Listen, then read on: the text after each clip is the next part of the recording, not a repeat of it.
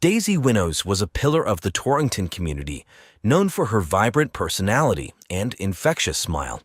Widowed after the passing of her beloved husband, Carl, the previous year, Daisy channeled her energy into running a popular flower shop, aptly named Petals and Blooms.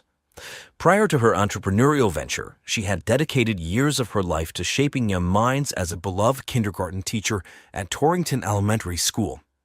Despite her professional success, Daisy's personal life was marked by estrangement from her adult children, who resided in different states.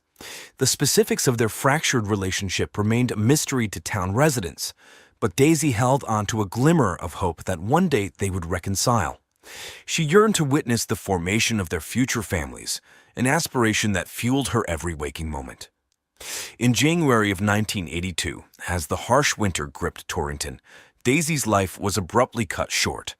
The news of her murder would send shockwaves through the tight-knit community, where such heinous acts were unheard of. Residents who once felt safe walking the streets at night now clutched their loved ones a little tighter, haunted by the chilling realization that evil could lurk in their midst. It was a frigid morning on January 12, 1982, in Torrington, Connecticut. The temperature had dropped to -4 degrees Fahrenheit overnight, and the town was covered in snow. Most residents were still indoors, trying to stay warm and catch up on the news. But for one young man, the day would be marked by a horrific discovery that would haunt him for the rest of his life. Wally Nathaniel, a 17-year-old high school senior, had a part-time job as a delivery boy for the local newspaper, the Register Citizen. He had been working for the paper since he was 14 and knew the town and its people well. One of his favorite stops was Petals and Blooms, a quaint shop run by Daisy Winnows, a 67-year-old widow and former kindergarten teacher. Wally admired Daisy for her cheerful demeanor and kindness and often chatted with her when he dropped off her paper. That morning, Wally arrived at Daisy's Flowers around 9:35 a.m. as usual. He noticed that the shop's door was slightly ajar, which was unusual for Daisy and unusual given the cold weather. Wally knocked on the door, but there was no answer.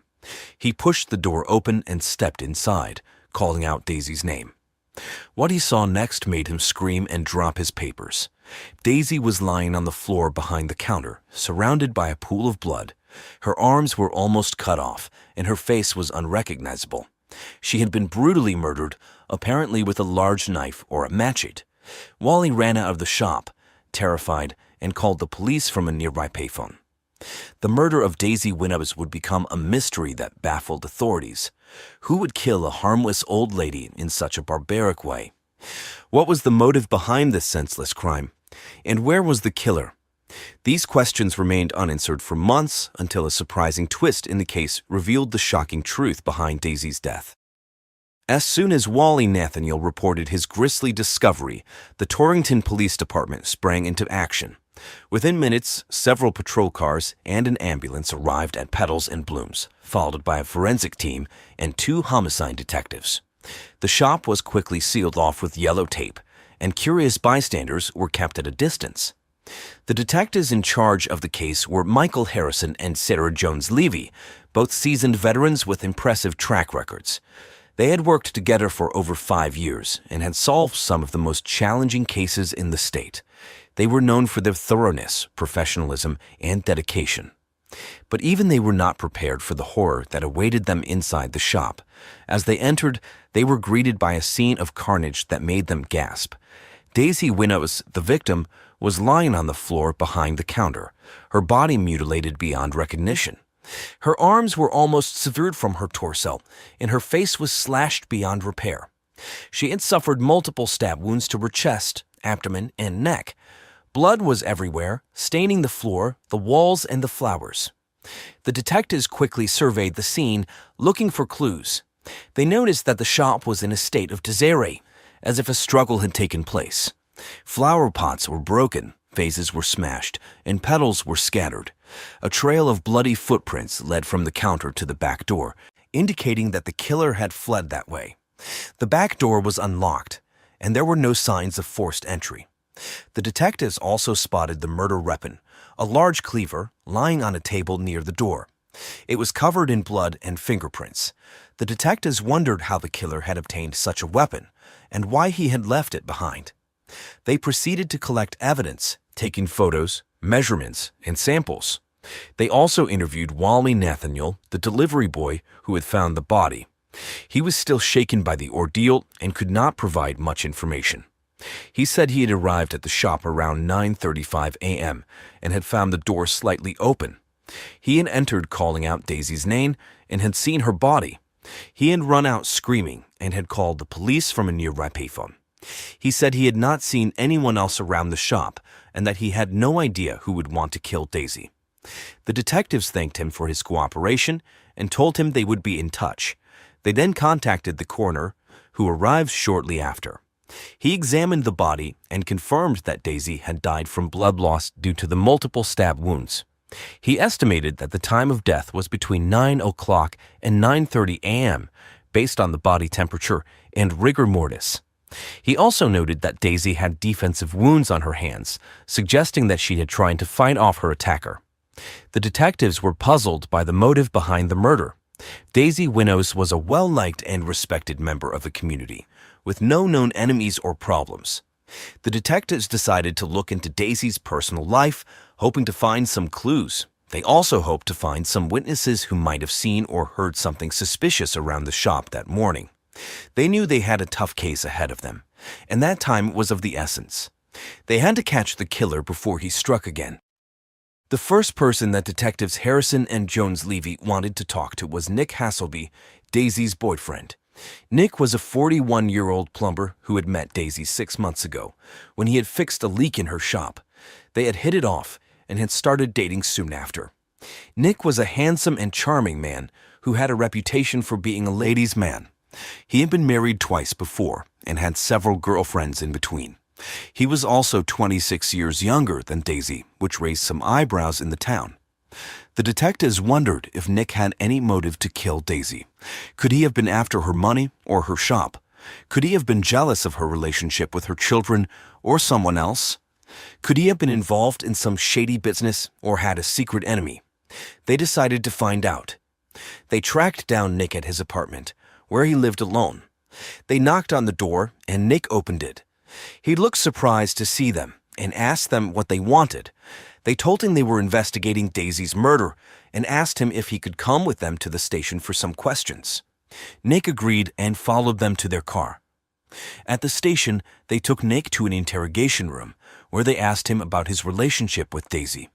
Nick said he loved Daisy and that they were very happy together. He said he had no idea who would want to kill her or why. He said he had nothing to do with her death and that he was heartbroken by the news. He said he had last seen her the night before, when they had dinner at a local Italian restaurant, and then went back to her place. He said he had left around 11 o'clock p.m. and had gone straight home. He said he had an alibi, his neighbor, who had seen him arrive and leave his apartment. The detectives asked him if he had any problems with Daisy or anyone else. Nick said he had not, and that he got along well with everyone.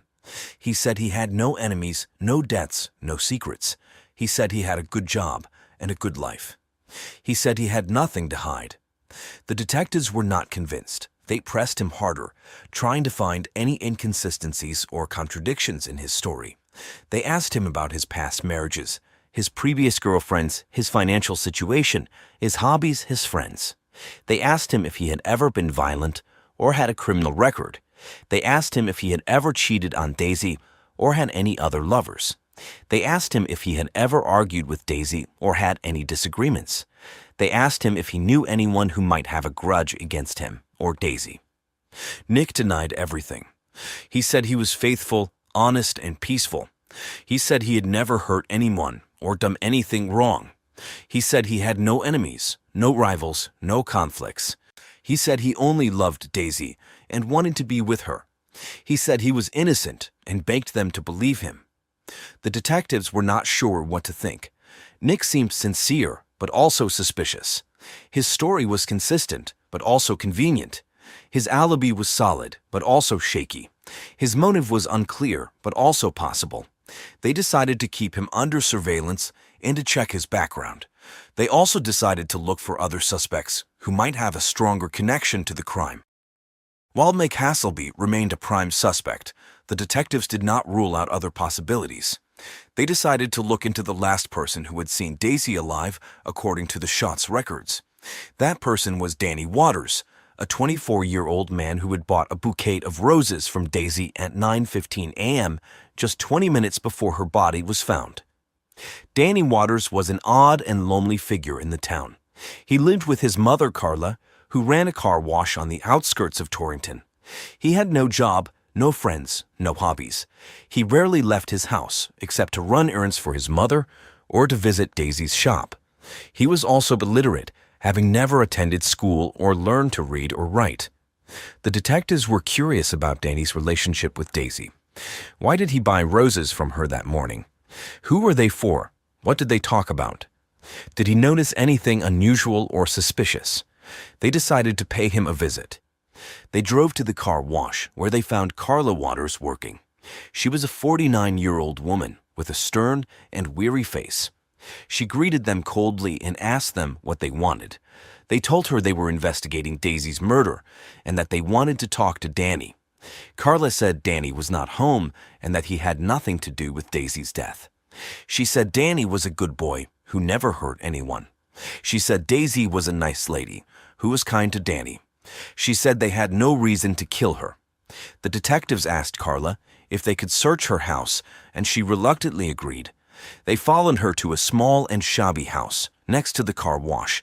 They entered and were struck by the smell of dirt and decay. They searched the house, looking for any clues or evidence. They found nothing of interest except for a cardboard box in the attic, where Danny slept. Inside the box, they found a pile of books, magazines, and newspapers. They were puzzled by this, since Danny was illiterate. They asked Carla about it, and she said Danny liked to look at the pictures and that he collected them as a hobby. The detectives were not satisfied with this explanation. They took some of the books and magazines with them and left. They took them to the station, where they examined them more closely. They were shocked by what they found. The books and magazines were all about flowers, gardening, and nature. They were all marked with notes written in a childish and clumsy handwriting. The notes were simple words such as rose, sun, love. The detectives realized that these were not just pictures, but lessons. Someone had been teaching Danny to read. They wondered who that someone was, and they had a hunch. They checked the dates and titles of the books and magazines and compared them with Daisy's shop's records. They found a match. Every time Danny had bought flowers from Daisy, he had also received a book or a magazine from her. The detectives had discovered a surprising connection. Daisy, moved by Danny's illiteracy, had been secretly tutoring him in her spare time. She had been giving him books and magazines, along with notes and instructions, to help him learn to read. She had been doing this for months without anyone's knowledge. The detectives were amazed by this revelation. They wondered what Daisy's motive was and what Danny's feelings were. They wondered if this was a platonic or romantic relationship and how Carla felt about it. They wondered if this had anything to do with Daisy's murder. They decided to talk to Danny again and to find out more. The case seemed to hit a dead end as the detectives ran out of leads and suspects.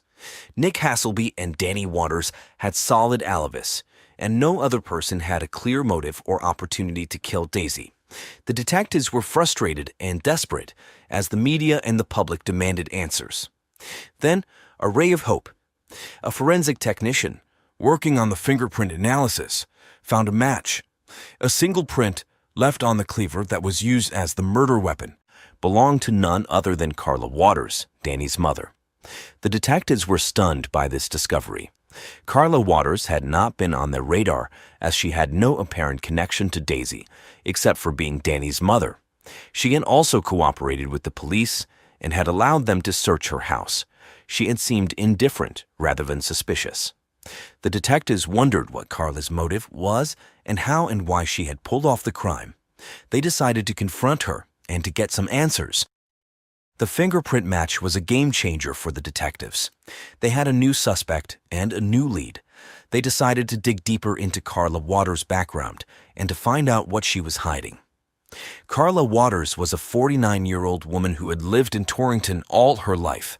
She had never married, and had raised Danny on her own. She ran a car wash on the edge of town, which she had inherited from her father. She was a quiet and reserved person who kept to herself and rarely socialized. She was also fiercely protective of Danny, who she considered her only reason for living. The detectives also learned that Carla had a troubled past, marked by trauma and abuse. She had become pregnant with Danny at 15. She had never told anyone about it, and had given birth to Danny in secret. Carla had developed a twisted form of maternal obsession, bordering on abuse. She had isolated Danny from the world and had denied him any education, socialization, or normalcy. She had forced him to eat only raw barley, like a horse, and had made him sleep naked in a cardboard box in the attic. She had controlled every aspect of his life and had convinced him that she was the only person who loved him and cared for him. The detectives also learned that Carla had a paranoid and delusional personality fueled by her guilt and fear. She had believed that Danny and Daisy were having sex and that they were plotting to kill her. She had spied on them and had seen them exchanging books and notes. She had misinterpreted their innocent gestures as signs of betrayal and conspiracy. She had become consumed by an irrational jealousy and had decided to take matters into her own hands. The detectives had enough evidence to arrest Carla and to confront her with the truth. They went to her house, where they found her sitting on the couch, watching a replay of Donahue. She looked calm and composed, as if nothing had happened. She greeted them politely and asked them what they wanted. They told her they had a warrant for her arrest and that they knew she had killed Daisy. They showed her the fingerprint match and the books and notes they had found in Danny's box. Carla's demeanor changed instantly. She became agitated and defensive and denied everything. She said they had no proof and that they were lying. She said she had nothing to do with Daisy's death and that she loved Danny more than anything.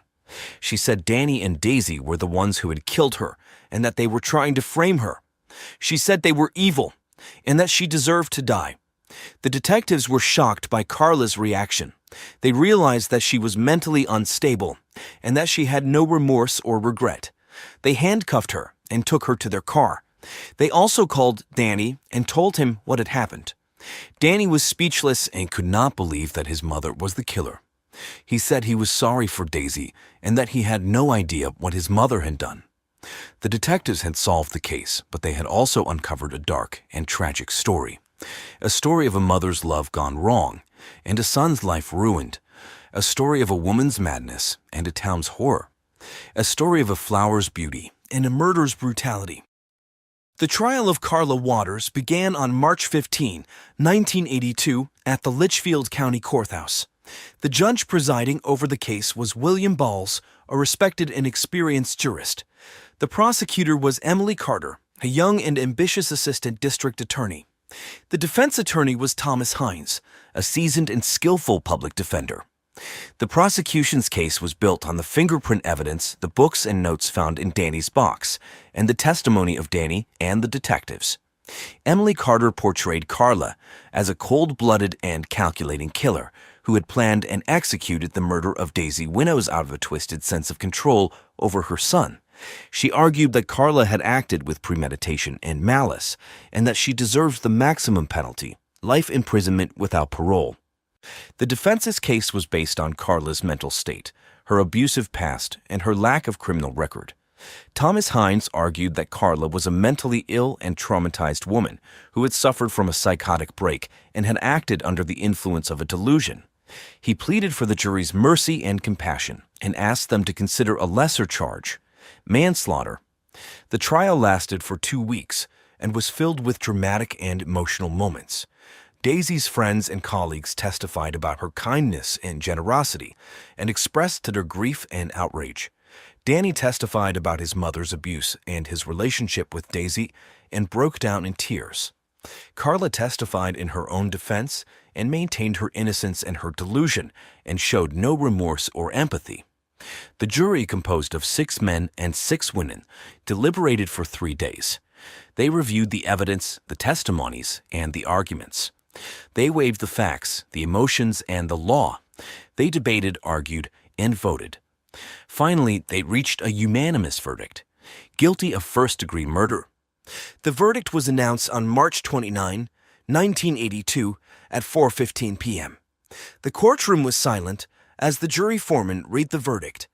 Then a wave of reactions swept the room. Some gasped, some sobbed, some cheered. Carla Waters showed no reaction and remained expressionless. Judge Bowles thanked the jury for their service and pronounced the sentence, life imprisonment without the possibility of parole. He ordered Carla to be taken away and adjourned the court. For Daisy's family, the verdict was a bittersweet closure. They finally learned the truth about their mother's final days and saw justice done. But they also felt the pain of their estrangement and the loss of their chance to reconcile. They hugged each other and vowed to stay in touch. The trial of Carla Waters was over, but the aftermath of her crime was not. The lives of those affected by her actions were forever changed, and they had to find a way to move on. Danny Waters, the son of the killer and the friend of the victim, faced the most challenges. He had been freed from his mother's tyranny, but he had also lost the only person who had shown him kindness and compassion. He had to deal with the trauma of his past and the uncertainty of his future. He had to learn to read, to work, to live. He did not have to do it alone, though. He received extensive therapy and support from the community who rallied around him and offered him help and hope. He also received a generous donation from Daisy's family, who forgave him and wished him well. He eventually found a job at a local bookstore, where he developed a passion for reading and learning. He also found love and married a young woman who accepted him for who he was. He had a son, whom he named Carl after Daisy's late husband. He never forgot Daisy and kept a picture of her in his wallet. He visited her grave every year and thanked her for changing his life. Detectives Harrison and Jones Levy, the heroes of the case, also faced some challenges. They had witnessed one of the most tragic and twisted stories of human nature. They had seen the best and the worst of humanity, and they had been affected by it. They continued their careers, but they also sought counseling and support. They vowed to bring justice to victims and closure to their families, but they also learned to cope with their own emotions and stress. They remained partners and became friends. The town of Torrington, the scene of the crime, also faced some challenges. It had been shaken by the events of that winter and had lost some of its innocence and security. It had to deal with the stigma and the sorrow, and to rebuild its reputation and its spirit. It did not have to do it alone, though. It received support and sympathy from neighboring towns and cities, who offered their condolences and assistance. It also received recognition and praise from the state and the nation, who applauded its resilience and courage. It gradually healed and regained its peace and harmony. Daisy's flower shop, now owned by a young couple who had admired her work, remained a landmark, a silent reminder of the vibrant life cut short and the enduring complexities of the human condition. The case of Daisy Winnows serves as a chilling reminder that appearances can be deceiving, and the darkness within the human heart can manifest in unexpected forms. It is a story of love, loss, twisted obsession, and the lengths some are willing to go to in the name of a warped perception of control. It is a story that leaves a lasting impact, a testament to the resilience of the human spirit in the face of tragedy, an enduring search for truth and justice. Michael Ostito, 38, was a software engineer living in Asheville, North Carolina, with his wife, Vivian, and daughter Braille. Known for his quiet demeanor, Michael was a tech enthusiast who loved to hike and play chess. He graduated from the University of North Carolina with a degree in computer science. Michael worked for a local tech company, where his colleagues admired his problem-solving skills and dedication. He dreamed of starting his own tech company and was particularly excited about a new app idea he was developing. Isaac Arevin, 41, was a financial analyst who lived in Asheville as well. He was known for his intelligence and calm demeanor. Isaac graduated from Duke University with a degree in economics and worked for a prominent financial firm in the city. He and Michael were close friends, often discussing philosophy and technology. Isaac was single, valuing his friendships deeply and considering them his chosen family. He was respected at work for his thoughtful insights and steady presence. Melissa Moonbeam Brown, 29, was a yoga instructor and spiritual guide. She lived a vibrant and unconventional lifestyle, deeply committed to exploring alternative relationships and spiritual practices. Melissa was known for her radiant energy and fascination with love and connection. She dreamed of opening a holistic wellness center in Asheville. Her interest in unconventional sexual dynamics led her to form a polyamorous relationship, or throuple, with Michael and Isaac, something that Michael's wife, Vivian, tepidly agreed to. On March 17, 2012, the day before their deaths, Michael shared an article on Facebook about a financial seminar at the local community center. Melissa posted on Instagram, sharing her excitement about an upcoming retreat she was planning on goat yoga. The three of them checked into a Days Inn off the interstate, looking forward to a night of sexual escapades. Melissa was preparing spiritual activities, including yoga sessions and tantric meditations, to strengthen their bonds and enhance their sexual creativity. However, their plans were tragically cut short. Their lives were brutally ended in an unexpected and violent manner, leaving the community in shock. On the morning of March 18, 2012, at around 10 a.m., the weather was overcast and cool in Asheville, North Carolina. Diana Lopez, a housekeeper at the local Days Inn, was going about her usual routine. As she approached room 214, she knocked and called out, but there was no response. Assuming the guest had checked out early, Diana used her master key to enter the room. The scene that greeted her was beyond anything she had ever experienced. The bloodied corpses of Michael Ostito, Isaac Aravan, and Melissa Moonbeam Brown were lying naked in the bed, their faces disfigured and unrecognizable. In the bathroom, their limbs had been severed and stuffed into the toilet, creating an unbelievably horrific sight. Diana was initially frozen in shock, unable to comprehend the brutality of the scene before her. Diana quickly regained her composure and rushed out of the room to call 911. Her voice trembled as she reported the gruesome discovery, and she struggled to describe the scene to the dispatcher. Within minutes, police and emergency responders were on their way to the Days Inn. News of the gruesome discovery quickly spread through Asheville. Local media, including the Asheville Citizen-Times, reported on the triple homicide, and the Days Inn became a focal point for both reporters and curious onlookers. The community, known for its peaceful and artistic atmosphere, was stunned by the brutality of the murders. The police presence at the Days Inn remained heavy throughout the day as detectives and forensic teams worked tirelessly to gather evidence and piece together what had happened. The shocking nature of the crime left a deep impact on everyone involved, from the officers and detectives to the residents of Asheville.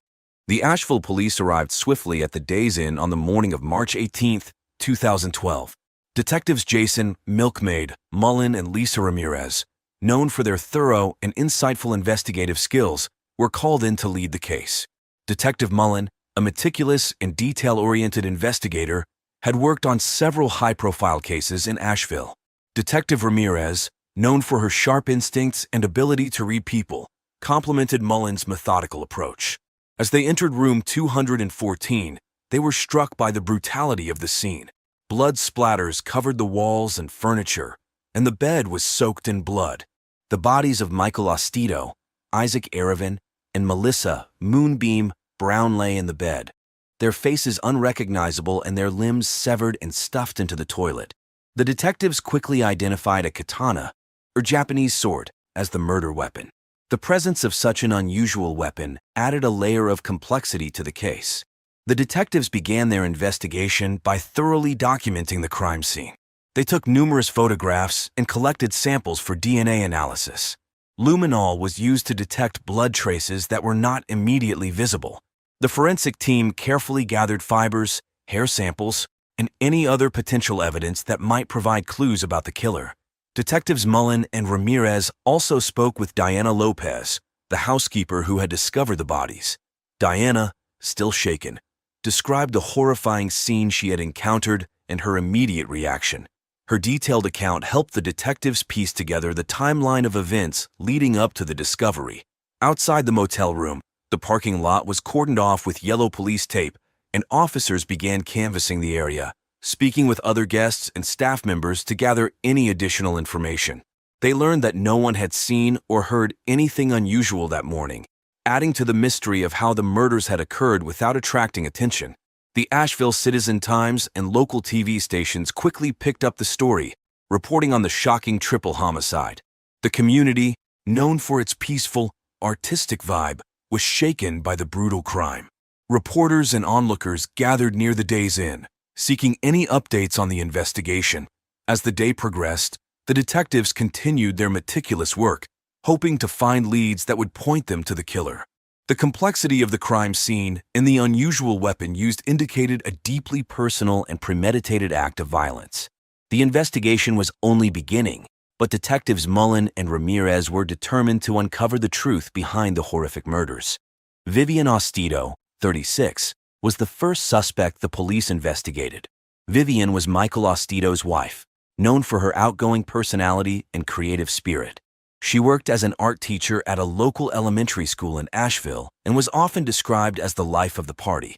Despite her cheerful demeanor, Vivian harbored deep insecurities about her marriage, especially after Michael's involvement in a throuple with Isaac Arevin and Melissa Moonbeam Brown.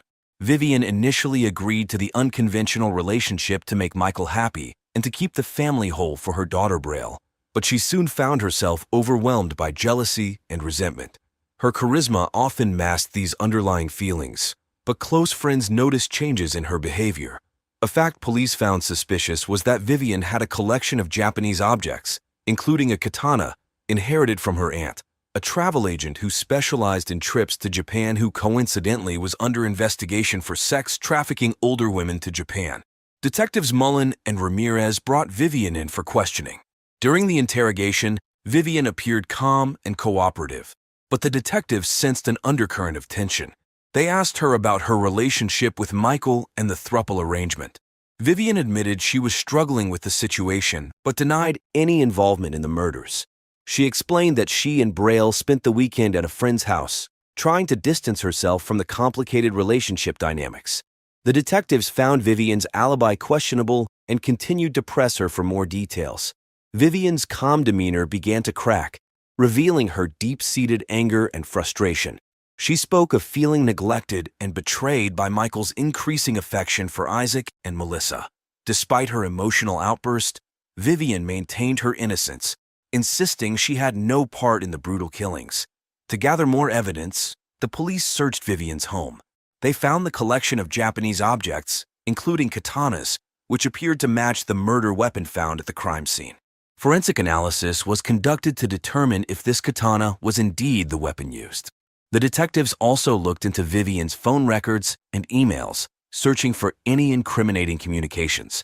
Vivian's friends and colleagues were interviewed as well. Many of them described her as a loving wife who was trying to support her husband's unconventional lifestyle despite her own discomfort. However, a few noted that Vivian had recently become more withdrawn and seemed increasingly troubled. The investigation into Vivian Ostito's possible involvement in the murders continued to reveal new layers of complexity. Her deep feelings of jealousy and betrayal provided a potential motive, but the detectives needed concrete evidence to prove her guilt. As they delved deeper into her life and relationships, the case against Vivian grew stronger, but they were not yet ready to make an arrest. The second suspect the police investigated was Brian Foster. At 40 years old, Brian was a personal trainer in Asheville, known for his charm and physical fitness. He had a magnetic personality that attracted many clients, both men and women. An ardent practitioner of free love, Brian had a separate sexual relationship with both Michael and Vivian Ostito, outside of the throuple involving Isaac Arevin and Melissa Moonbeam Brown. Despite his sexual attraction to both Michael and Vivian, Brian was unaware of the tension brewing between them. Brian was brought in for questioning by detectives Mullen and Ramirez. When he arrived at the station, he appeared calm and cooperative. The detectives asked Brian about his relationships with Michael and Vivian. He explained that he enjoyed the sexual attention and affection from both, but had no knowledge of any serious issues in their marriage.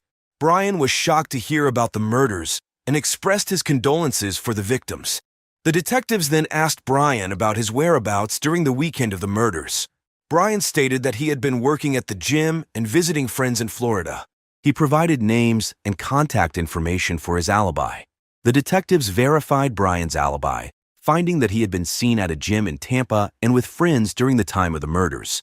The investigation into Brian Foster's possible involvement in the murders revealed no immediate evidence linking him to the crime. His alibi was solid, and there were no signs of violent tendencies. However, the detectives were not ready to rule him out completely. They continued to monitor his activities and communications, hoping to uncover any new information. As the investigation progressed, Brian's name remained on the list of suspects, but without concrete evidence, the detectives turned their focus to other potential leads. Brian's charm and cooperative nature made it difficult to determine if he was hiding something or truly innocent. The third suspect the police investigated was Luann Harris, 29. Luann was a yoga instructor and spiritual teacher known for her serene and calming presence. She lived in Asheville and was good friends with both Vivian Ostito and Melissa Moonbeam Brown. Luann had been introduced to the throuple as a potential fourth partner, but her involvement was more emotional than physical. Detectives Mullen and Ramirez brought Luann in for questioning. She appeared calm but worried. The detectives asked her about her feelings about the throuple. Luann admitted she was close to Vivian and found it hard to see her friend unhappy in her marriage. She denied having any role in the murders or in the throuple. She explained to them she was not interested in sex, and that, although she had the body of an adult woman, her true soul was that of a 19th-century Swiss child named Berthold. The detectives then questioned Luann about her whereabouts during the weekend of the murders. Luann said she had been teaching a seminar on true souls in nearby Black Mountain. She provided a schedule of the retreat and names of participants who could confirm her alibi. She even told the detectives the identities of their true souls. Detective Mullen was that of a Chinese girl named Lu Mei, and Detective Ramirez had the soul of an ancient Indian guru named Pandichi. The detectives checked her alibi and found that Luann had been seen at the retreat for most of the weekend. Despite her alibi, the detectives continued to probe Luann's possible involvement. They searched her home and yoga studio, looking for any clues. They found several books on spirituality and healing, but nothing that directly connected her to the crime. They also checked her phone records and emails, hoping to find any communication that might hint at her involvement. Luann's calm and cooperative demeanor during the interrogation matched her usual personality. However, the detectives remained skeptical. They knew that people could hide their true intentions well. The police interviewed Luann's yoga students and colleagues. Most described her as peaceful and dedicated to her practice. No one reported seeing any signs of violent behavior or unusual actions. Despite this, the detectives continued to monitor Luann, aware that jealousy could be a powerful motive. The investigation into Luann Harris revealed no immediate evidence linking her to the murders. Her alibi was strong, and her background showed no history of violence. Nevertheless, the detectives kept her under surveillance, hoping to uncover any new information that might come to light. After weeks of intense investigation, the police finally identified the murderer. On the morning of April 10, 2012, a breakthrough came when forensic analysis confirmed that the katana found at the crime scene matched the one in Vivian Ostito's collection. Detectives Mullen and Ramirez pieced together evidence from phone records, emails, and interviews, leading them to conclude that Vivian was the killer. Vivian, an art teacher, had a vibrant and charismatic personality that hid her deep insecurities. She felt neglected and betrayed by her husband Michael's growing sexual attachment to Isaac and Melissa. The throuple arrangement, which she initially accepted only to make Michael happy, became unbearable as she watched him drift further away. Vivian's jealousy and resentment reached a breaking point, driving her to commit the brutal murders. On the night of the crime, Vivian used her knowledge of Japanese swords to carry out the killings. Late at night, she waited until Michael, Isaac, and Melissa were asleep at the day's inn before entering the room with the katana. In a fit of blind rage, she attacked them, ensuring their faces were unrecognizable and severing their limbs. She stuffed the limbs into the toilet, adding to the gruesomeness of the scene. The morning of Vivian's arrest was overcast, reflecting the somber mood. The police arrived at her home at 8 a.m., armed with a warrant. Vivian was taken by surprise, her calm facade quickly crumbling into shock and disbelief.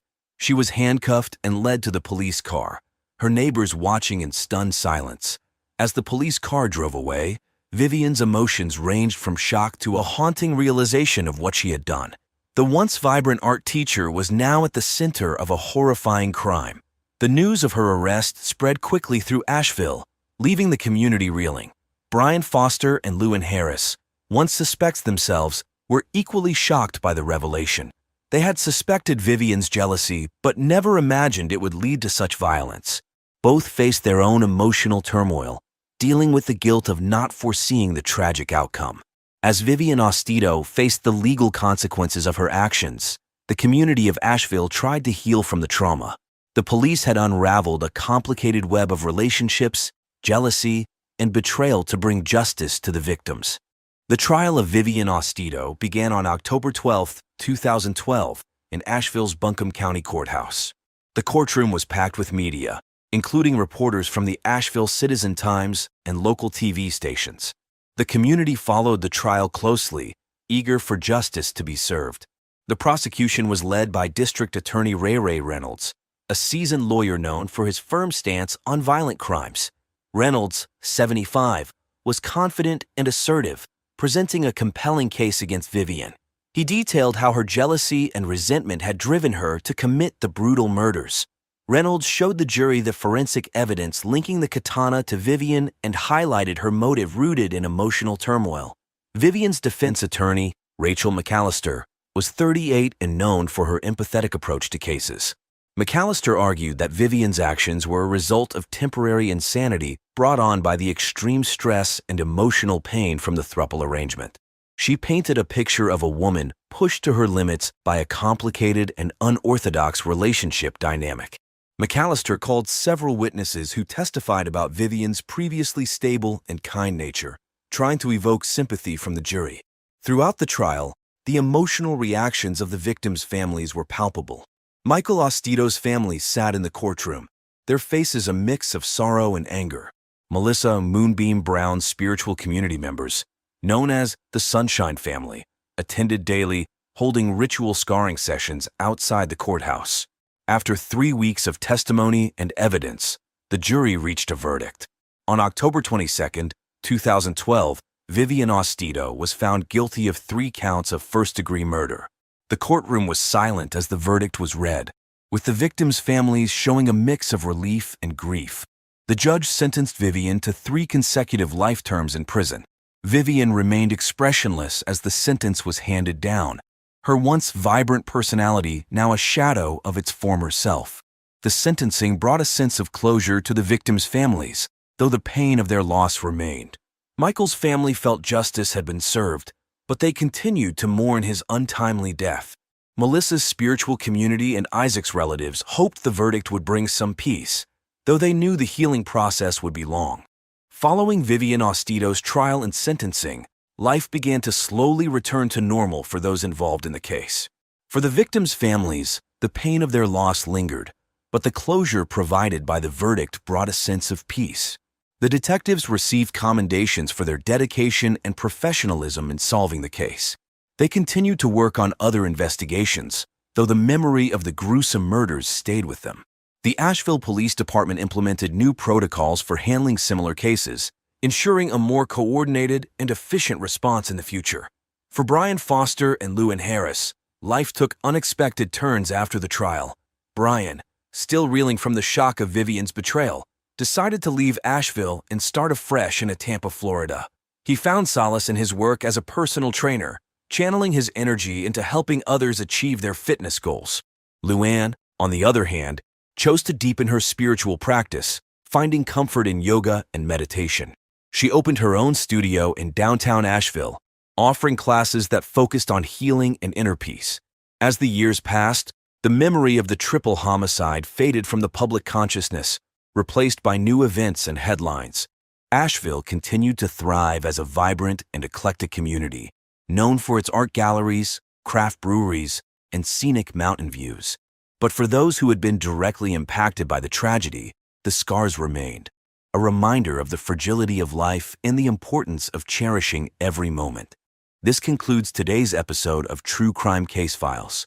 The story of Michael Ostito, Isaac Arevin, and Melissa Moonbeam Brown is a harrowing reminder of the complexities and potential dangers within unconventional relationships.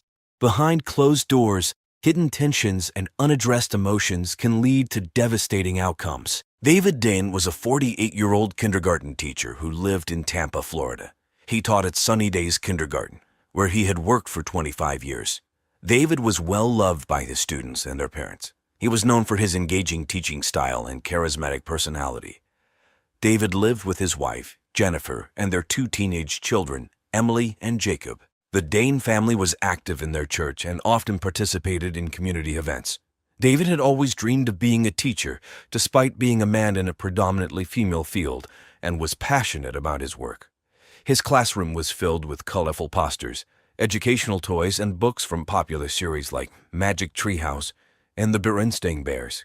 He often used songs and games to make learning fun for his students. Despite his professional success, David had a complicated personal life. He and Jennifer had been married for 20 years, but their relationship had grown strained. Jennifer, a stay-at-home mom, had become suspicious of David's frequent absences and odd behavior. She often noticed him texting late at night and leaving the house without explanation. In the days leading up to his death, David's behavior became more erratic. He missed family dinners and church events, claiming he had important meetings. Jennifer grew increasingly frustrated, and their arguments became more frequent. Friends noticed that David seemed distracted and preoccupied. On the night before his death, David was seen leaving a local diner, the 4 Green Fields, where he had met with several individuals described as suspicious. Witnesses reported that David appeared nervous and agitated. On the morning of June 14, 2017, Carla Rodriguez, a fellow teacher at Sunny Days Kindergarten, arrived at the school early. It was around 7:30 a.m., and she was preparing for the day ahead. Carla noticed something unusual as she walked past the playground. David Dane's body was lying on the ground near the jungle gym. Carla was shocked and terrified. David's body was covered in blood, and it was clear something terrible had happened. She saw that he had been shot and that his eyes were missing. Carla immediately called 911, her hands shaking as she dialed. "There's been a murder at Sunny Days Kindergarten," she told the operator, trying to stay calm. The news of the murder spread quickly. Reporters from local media outlets like the Tampa Bay Times and television stations such as WLA News Channel 8 rushed to the scene. By 8:00 a.m., the kindergarten was surrounded by police cars and news vans. Carla was still in shock, but she managed to describe what she had seen to Detective Mercer. She explained that David had seemed fine the day before, although he had been acting a bit distracted lately. Carla couldn't believe that something so horrible had happened at their school. As police surveyed the playground, they noted the blood spattered on the ground and the gruesome condition of David's body. It was a chilling sight, and it was clear that this was a violent and deliberate act. The playground, usually a place of joy and laughter, was now a crime scene. The police set up a perimeter around the kindergarten and began their investigation. They interviewed other teachers and staff members, searching for any clues that might explain what had happened. Parents who arrived to drop off their children were turned away, and the school was closed for the day. News of the murder spread throughout Tampa, and soon the entire community was talking about the shocking event. People were frightened and confused, wondering who could have committed such a terrible crime. The discovery of David Dane's body marked the beginning of a complex and disturbing investigation. The police were determined to uncover the truth and bring the perpetrator to justice. The police arrived quickly at Sunny Days Kindergarten after Carla Rodriguez's 911 call on the morning of June 14, 2017. By 8:00 a.m., Detective John Mercer and his team were on the scene. Detective Mercer, a 45-year-old investigator known for his attention to detail, took charge immediately. Detective Mercer instructed officers to secure the playground and keep onlookers and media at a distance. The scene was grim. David Dane's body lay near the jungle gym, with blood spattered on the ground and equipment. He had been shot twice with a 9mm, and his eyes had been gouged out with a knife. The brutality of the crime was shocking. Detective Mercer and his team began their investigation. They carefully examined the playground, taking photos and collecting evidence. They found 2 9mm shell casings near the body. Forensic experts took DNA swabs and collected fingerprints from the playground equipment. They also gathered samples of the blood for analysis. The crime scene was a mess. The once cheerful playground, usually filled with children's laughter, was now a place of horror. Brightly colored swings and slides contrasted sharply with the dark reality of the murder. Detective Mercer noted the eeriness of the scene and the contrast between the violence and the innocent setting. The police interviewed Carla Rodriguez, who had discovered the body. Carla described her shock and fear when she saw David. She also mentioned that David had seemed distracted lately, but hadn't shown any signs of fear or distress. Detective Mercer and his team also spoke with other teachers and staff members. They learned that David had been a well-liked teacher but had recently exhibited unusual behavior. He often stayed late at the school and had been seen with people who were not staff or parents. The investigation extended beyond the school. Detectives visited David's home and interviewed his wife, Jennifer Dane. Jennifer admitted that their marriage had been strained due to David's frequent absences and odd behavior. The police also checked David's phone and computer for clues. They found numerous text messages and emails suggesting that David was involved in activities outside his teaching job. These messages hinted at secret meetings and possible illegal activities. The crime scene investigation at Sunnyday's kindergarten was thorough and meticulous. Detective Mercer and his team were determined to find out who had committed this brutal murder and why. The playground, once a symbol of joy, had become the starting point of a complex and disturbing case. The police turned their attention to Jennifer Dane, David's wife. Jennifer, 39, was a stay-at-home mom devoted to their two teenage children, Emily and Jacob. Known for her active role in her church and community, Jennifer seemed like the perfect wife and mother. However, the police needed to investigate everyone close to David. Jennifer was brought in for questioning on June 15, 2017, the day after David's body was found. Detective John Mercer led the interrogation. He asked Jennifer about her relationship with David and her activities on the night of the murder. Jennifer described her marriage as strained. She admitted that David had been acting strangely for months. He often came home late and made excuses about meetings and work. Jennifer suspected he was having an affair but had no proof. Despite her suspicions, she claimed she had no idea about his involvement in illicit activities. During the interrogation, Jennifer remained calm. She answered questions clearly and showed no signs of panic. However, her resentment toward David was evident. She talked about the frequent arguments they had and how she felt abandoned by him. Jennifer mentioned she had considered hiring a private investigator to follow David, but decided against it. The police also looked into Jennifer's activities on the night of the murder. She said she was at home with her children, which Emily and Jacob confirmed. The family had dinner together and watched the Disney movie Moana. Jennifer insisted she had no reason to kill David, despite their marital problems. Detective Mercer and his team checked Jennifer's phone records and found nothing suspicious. There were no late-night calls or texts that indicated she was involved in the murder. They also spoke to neighbors and friends who vouched for her character and described her as a loving mother and dedicated church member. Despite the lack of evidence directly linking Jennifer to the crime, the police couldn't ignore her motive. Jennifer had a reason to be angry and hurt by David's actions. Detective Mercer noted that while she seemed innocent, her calm demeanor could be a sign of hiding something. The investigation into Jennifer Dane left the police with more questions than answers. While she had a possible motive, there was no concrete evidence tying her to the murder. The police knew they needed to continue digging to uncover the truth. On June 16, 2017, just 2 days after David Dane's body was discovered, new evidence emerged that would change the direction of the investigation. It was a hot and unbearably humid day in Tampa, Florida. Around 2 p.m., police officers discovered new evidence that would change the course of their investigation. A maintenance worker was cleaning the storage room at Sunny Hills Kindergarten when he found a hidden camera behind a stack of books. Confused and scared, he immediately called the police. Detectives arrived at the scene quickly. They carefully collected the hidden camera and took it to the police station for further examination. The camera contained shocking footage. It showed David Dane filming and participating in dozens of adult movies filmed in the kindergarten after hours. Even more disturbing, the footage revealed David forcing the kindergarten kids to fight each other in something he called Hunger Games Jr. The detectives were horrified. They could not believe what they were seeing. The children looked scared and hurt as he told them he would withhold food from them as encouragement to fight more aggressively. They knew they had to act fast to protect the kids and find out who else was involved. Detective Mercer, who was known for determination and compassion, was deeply affected by the footage. He vowed to bring justice to the victims. The police department called in a special team of forensic experts to analyze the footage. They used advanced software to enhance the video quality and identify the people involved. The experts worked around the clock, carefully studying every detail. They found evidence of at least 25 different women in the videos participating in sex with David, including a woman named Lara Wachtro. The police also discovered financial records showing large sums of money being transferred to David's account from various sources. This money was believed to be from bets placed on the children's fights.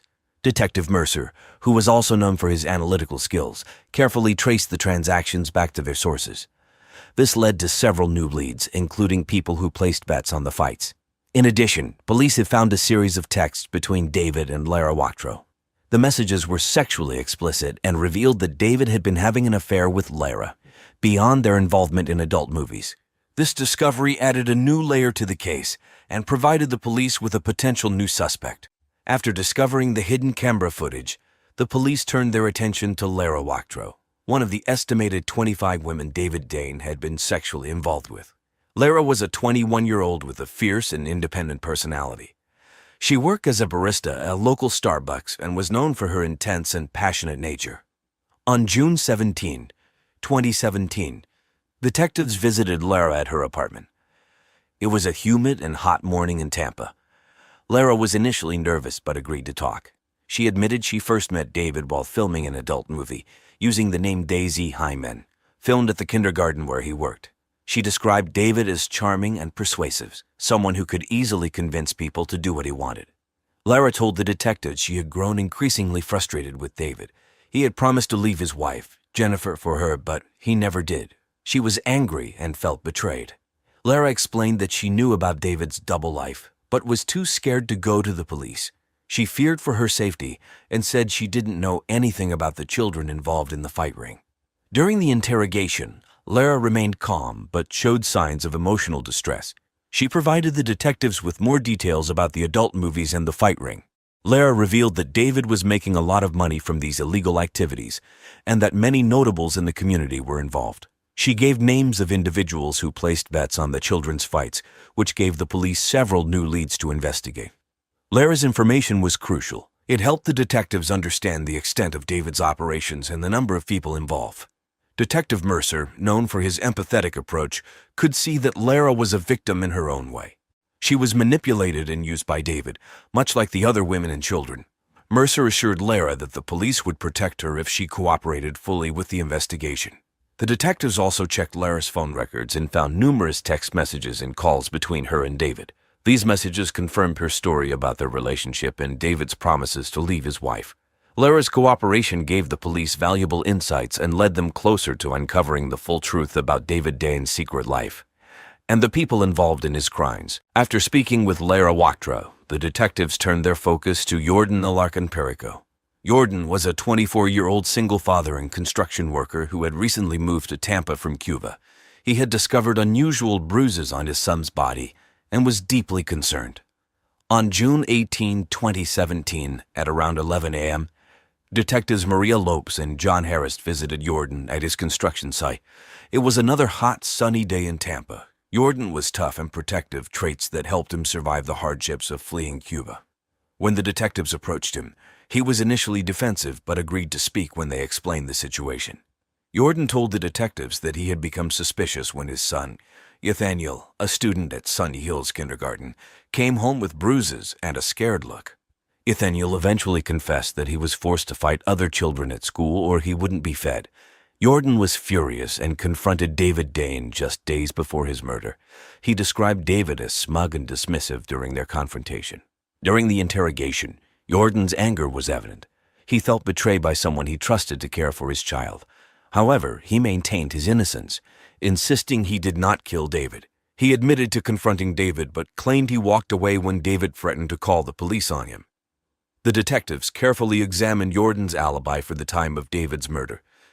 They checked his work records and spoke to his co-workers, who confirmed that Jordan was at the construction site during the time of the murder. This alibi made it unlikely that Jordan was the killer. Detective Mercer, known for his keen sense of intuition, felt that Jordan's anger was genuine but not indicative of guilt. He believed that he was a protective father who wanted to shield his son from further harm.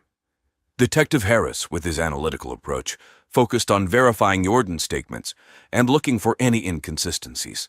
The police also examined Jordan's phone records and found no evidence of communication with David or any of the individuals involved in the adult movies or fight ring. This further supported Jordan's claim that he was not part of David's criminal activities. Jordan's information added another layer to the investigation. It confirmed the existence of the fight ring and provided insight into the abuse the children endured. While Jordan was not the murderer, his account helped the detectives build a clearer picture of David Dane's secret and dark life. The detectives knew they were getting closer to uncovering the full truth and finding justice for the victims. On June 25, 2017, the police pieced together all the evidence and identified Jennifer Dane, David's wife, as the murderer. Jennifer was 39 years old and the stay-at-home mom devoted to their 2 teenage children. She was active in her church and often seen volunteering at local events. In short, she was the perfect woman.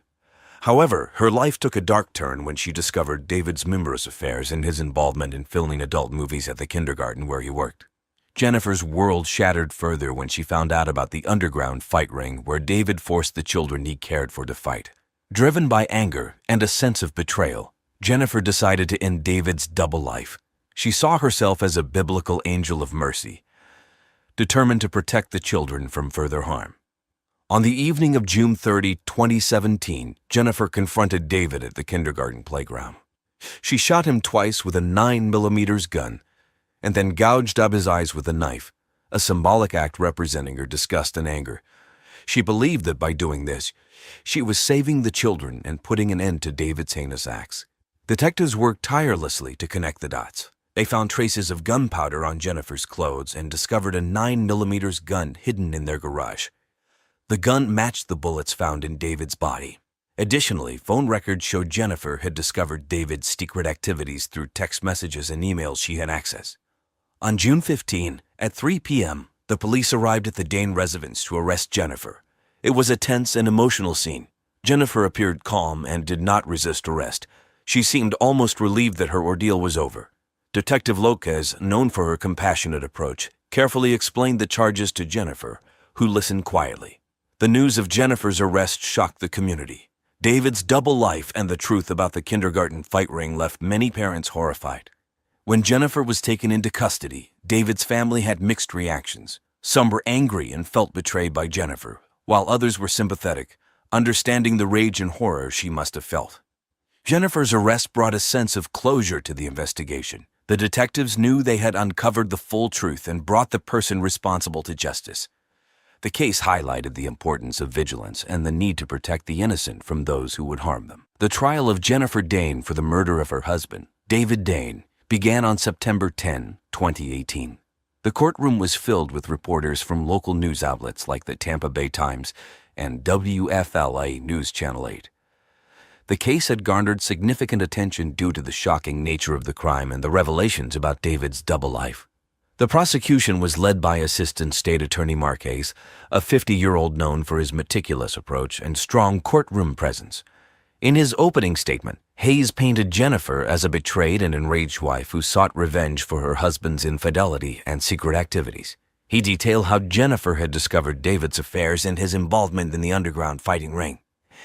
Hayes argued that Jennifer had planned the murder meticulously, shooting David and then gouging out his eyes to make a statement.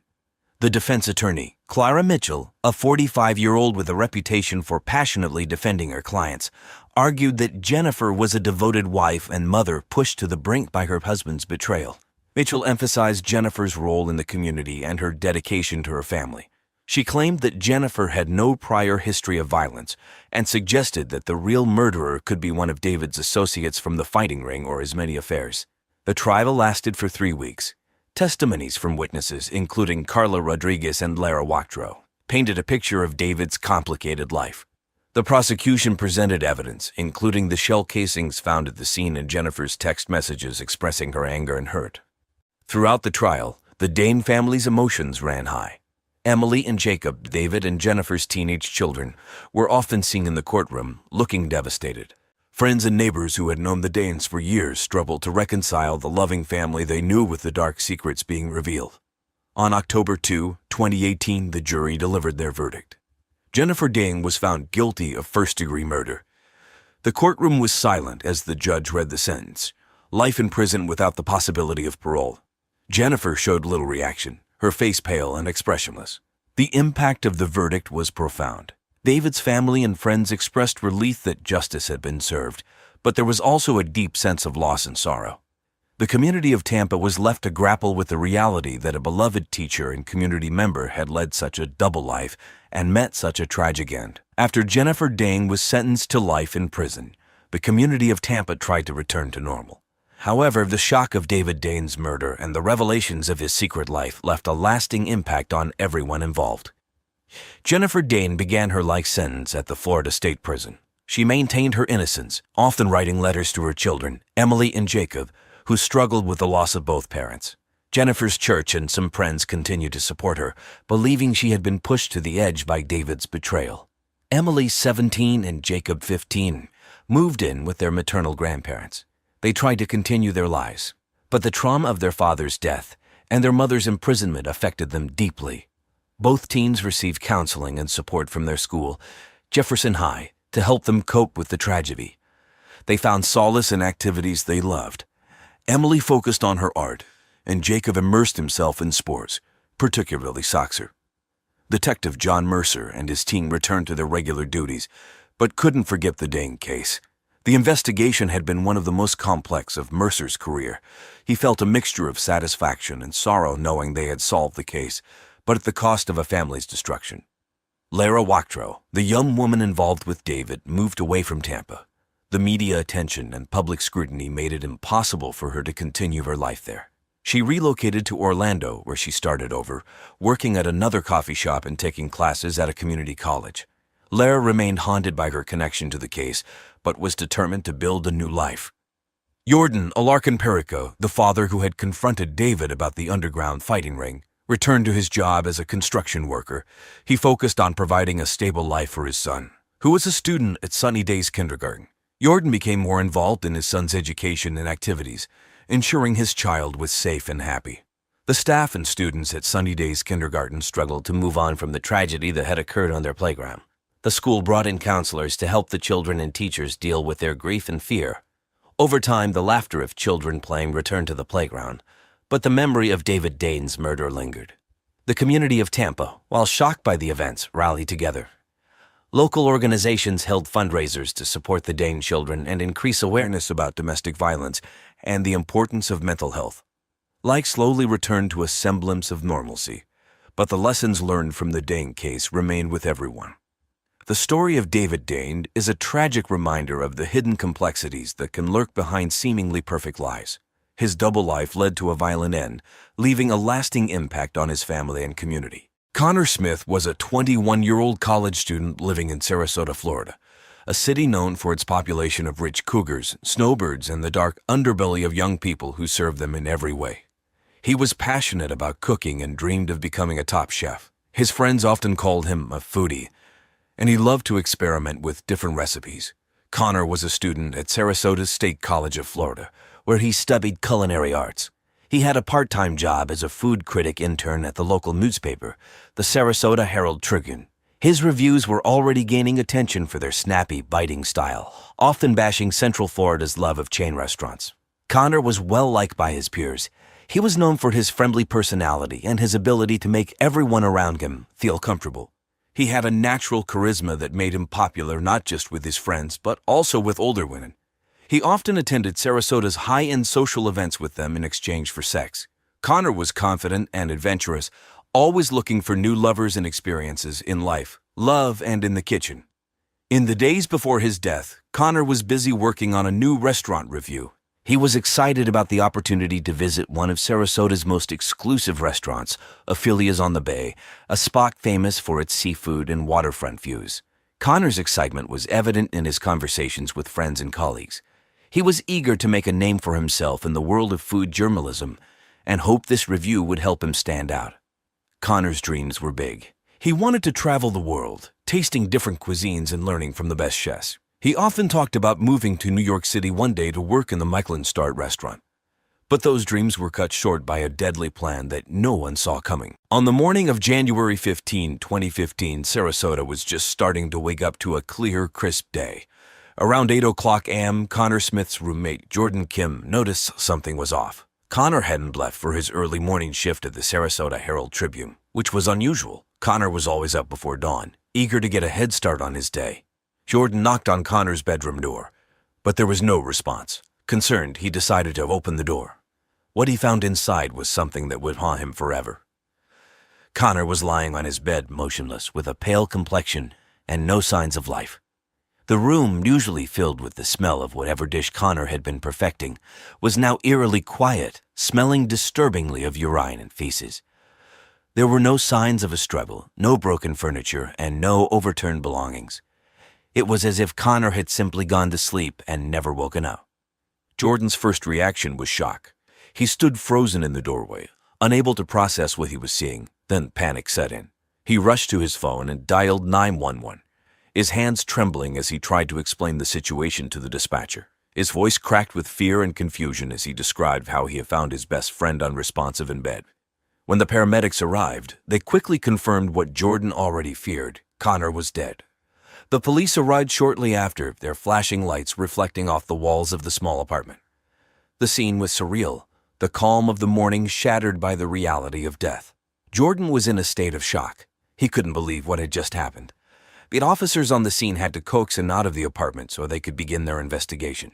He was later taken to the police station for questioning, where he was still visibly shaken, struggling to comprehend the loss of his friend. Connor's body was taken to the Sarasota County Medical Examiner's office for an autopsy, as the investigation into his mysterious death began. No one knew yet that this was just the beginning of a dark and twisted story. The Sarasota Police Department arrived at Connor Smith's apartment within minutes of receiving the 911 call on January 15, 2015. Leading the investigation was Detective Linda Perez-Sanchez, a seasoned officer known for her meticulous attention to detail. Perez-Sanchez had seen her share of crime scenes, but something about this one felt different. The quiet apartment, the untouched belongings, and the peaceful appearance of Connor's body all seemed to hint at a death that was anything but natural. As the officers entered Connor's bedroom, they immediately noticed the lack of any obvious signs of foul play. There was no blood, no weapons, and no indication of a struggle. Connor lay on his bed as if he had just drifted off to sleep.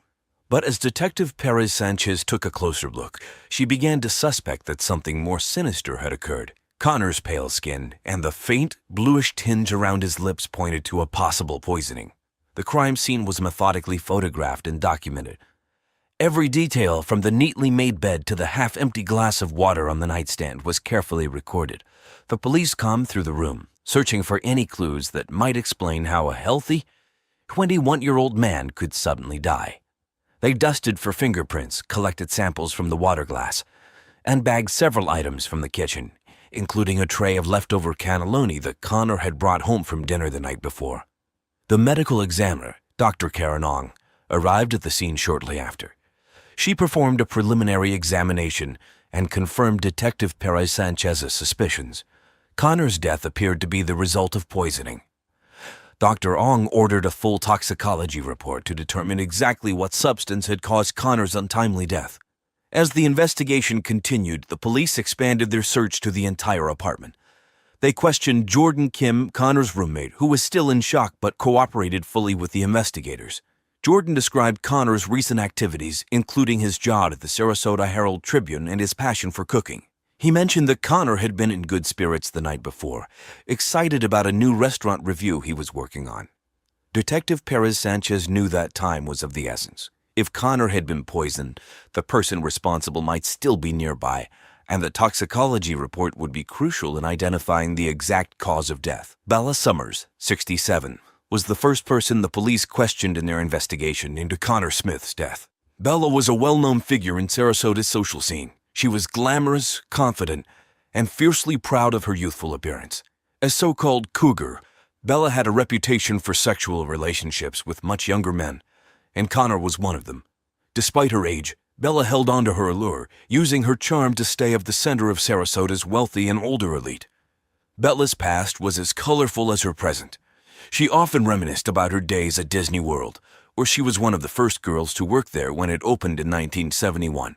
Dressed as Cinderella, Bella entertained the park's first guests, a story she loved to share at social gatherings. Her tales of Disney magic kept her in the spotlight, but those who knew her well understood that these stories also masked a deep insecurity. Those days were long behind her, and Bella had spent thousands on cosmetic procedures and beauty treatments, all in an effort to keep age at bay. When police brought Bella in for questioning, she maintained her composure, calmly denying any involvement in Connor's death. She insisted that their relationship was a fun and mutually beneficial arrangement, and claimed to have had no reason to harm him. Bella described their last interaction, a dinner at her home just days before Connor's death, where she served her famous Nonna's cannelloni, a dish she often used to reward her younger lovers for their sexual performance. Bella was cooperative, answering the detectives' questions with ease and even offering to provide them with the recipe as if it were a harmless detail. But beneath her polished exterior, Detective Linda Perez-Sanchez sensed something off. Bella's calm demeanor and willingness to share details seemed almost too perfect, as if she were playing a role she knew well. The detectives noted her behavior and the possible motive. Bella's obsessive need to control and retain her youth, even at the expense of those around her. The question lingered. How far would Bella go to keep her youth and her lovers close? Bella's obsession with retaining her youth and the way she spoke about Connor suggested a deeper, more complex relationship than she initially let on. The detectives couldn't ignore the possibility that Bella's insecurities and fears of losing control over her young lover might have driven her to do something drastic. As the investigation continued, Bella remained under close scrutiny, her carefully crafted image beginning to show cracks. The second suspect the police investigated was Ryan Blake Ross, a 22-year-old fitness trainer who worked at an exclusive gym frequented by Sarasota's elite. Ryan was well known for his good looks, charm, and his side gigs as both a drug dealer and gigolo. He was one of Bella Summers' many younger lovers, but his relationship with her had become increasingly complicated over time. Ryan had a reputation for being outgoing and friendly, but those close to him knew that he had a competitive streak and a tendency towards sexual jealousy. Ryan's connection to Connor Smith was tense. Both young men were sexual partners of Bella, and it was no secret that Ryan saw Connor as a rival. Connor's status as a college student and a gourmand with growing popularity among Sarasota's social circles only fueled Ryan's insecurities as a nearly illiterate college dropout. Ryan had sent Connor several threatening messages in the weeks leading up to Connor's death, warning him to stay away from Bella or else. These messages immediately caught the attention of the investigators. When the police brought Ryan in for questioning, he tried to maintain his usual confident demeanor, but it was clear he was on edge. Ryan, looking haggard compared to his buff social media pictures, denied having anything to do with Connor's death, claiming that his threats were just harmless stuff. He insisted that he had no real issues with Connor, and that their rivalry was more playful than serious. However, Detective Perez-Sanchez noticed Ryan's agitation, particularly when asked about his whereabouts on the night of Connor's death. Ryan described his relationship with Bella as sexually intense, but stressed that he wasn't the only young people in her life. He spoke about Bella's many other lovers, including Chloe Hart, who was also one of his customers as a drug dealer, and how he sometimes felt overshadowed by them, especially after Bella sent them a spreadsheet ranking their sexual performance, which showed Connor and Chloe competing for first place and Ryan in fifth place. Ryan's jealousy and anger was evident, and the police began to see him as someone who might have acted out of fear of losing his position in Bella's life. The investigators pressed Ryan on his relationship with Connor, trying to get him to admit to a deeper motive, but Ryan stuck to his story, insisting he had nothing to do with the murder. Despite Ryan's denials, the police couldn't ignore the threats he had made. His jealousy and anger toward Connor, combined with his relationship with Bella, made him a strong suspect. As the investigation continued, the detectives kept a close eye on Ryan, trying to uncover more about his connection to the crime. The third suspect in the investigation was Chloe Hart, a 19-year-old with a complex and troubled past. Chloe had moved to Sarasota from Michigan to escape a life of drug addiction and quickly became involved in the city's flourishing adult film industry, working under the stage name Kara Bratwurst Lover. Despite her youth, Chloe was known for her seductive charm and her ability to manipulate situations to her advantage. She had become one of Bella Summers' many young lovers, viewing the older woman as a path to financial stability and a chance to distance herself from her drug habit and her work in the adult entertainment industry. Chloe's relationship with Bella was transactional in nature. Bella provided Chloe with gifts and financial support, while Chloe offered sex.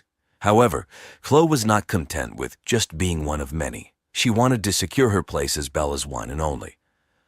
This desire to stand out and reach first place in Bella's weekly spreadsheet made her fiercely competitive with Bella's other lovers, including Connor Smith and Ryan Blake Ross. When the police brought Chloe in for questioning, she appeared calm and cooperative, but her answers were carefully measured. Chloe claimed that her sexual relationship with Bella was purely for survival and that she had no reason to harm Connor. She admitted to knowing about the tension between Ryan and Connor, but denied having any involvement in their rivalry. Chloe painted herself as a victim of circumstance, trying to escape her past and build a better life in Sarasota. Detective Carey Sanchez, however, was not entirely convinced by Chloe's story. He noted that Chloe's responses were often vague, especially when asked about her interactions with Connor and Ryan in the days leading up to Connor's death. Chloe was quick to deflect questions about her own feelings toward Bella, focusing instead on how difficult her life had been before moving to Sarasota. Chloe's history of drug use and her involvement in the adult film industry made her a complicated figure in the investigation.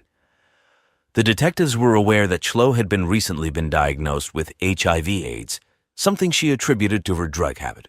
This information, combined with her relationship with Bella, added another layer of complexity to the case. While Chloe insisted that she had nothing to do with Connor's death, the investigators remained suspicious. Her motives, combined with her willingness to manipulate situations to her advantage, made her a person of interest. The detectives continued to dig deeper into Chloe's past and her connection to Bella, trying to determine if she played a role in the murder. The investigation took a shocking turn on January 28, 2015, when new evidence emerged that would reshape the entire case. It was a cool, crisp morning in Sarasota, with the sun just beginning to rise over the Gulf of Mexico. Detective Carey Sanchez and his team were combing through Bella Summers' lavish home, hoping to uncover anything that might link her or the other suspects to Connor Smith's death. What they found was far more disturbing than anyone could have imagined. In Bella's bedroom, hidden in the back of a locked drawer, detectives discovered a stack of medical records and personal journals. The records revealed that Bella had been living with HIV/AIDS for several years. But even more shocking were the entries in her journals, where Bella wrote how she had been deliberately giving her many young lovers the disease by making them have sex with her without protection. She described her twisted belief that by infecting them with HIV/AIDS, she could rob them of their youth, a twisted notion born from her deep insecurities about aging and envy towards those who were still young. Bella believed that by passing on the virus, she was somehow avenging her lost youth and punishing those she envied for their vitality and attractiveness. This revelation stunned the detectives. It provided a chilling new motive for Bella to murder Connor. If Connor had discovered Bella's plan and threatened to expose her, it would have given Bella a powerful reason to silence him permanently. The detectives immediately re-examined the timeline of events leading up to Connor's death, paying special attention to his interactions with Bella in the days before he was poisoned. The discovery of Bella's journals also shed new light on the other suspects. Ryan Blake Ross and Chloe Hart had both been romantically involved with Bella and must have been victims of her twisted scheme. The detectives considered the possibility that either Ryan or Chloe might have learned about Bella's plan and sought revenge, or that Bella, fearing exposure, had decided to eliminate anyone who might pose a threat to her. Armed with this new evidence, the investigators intensified their focus on Bella Summers. They began building a case that linked her not only to Connor's murder, but also to a broader pattern of deceit and manipulation. The medical records and journals were sent for further analysis, and the detectives prepared to confront Bella with the horrifying truth they had uncovered. As the investigation continued, the pieces of the puzzle began to fall into place, bringing the detectives closer to solving the case and revealing the dark secrets that had led to Connor Smith's tragic death. On January 30, 2015, just 2 days after uncovering the damning evidence in Bella Summers' home, the Sarasota police made their move. The team, led by Detective Carey Sanchez, arrived at Bella's residence in the early afternoon. The sky was clear, and the winter sun cast long shadows across the manicured lawns of her upscale neighborhood.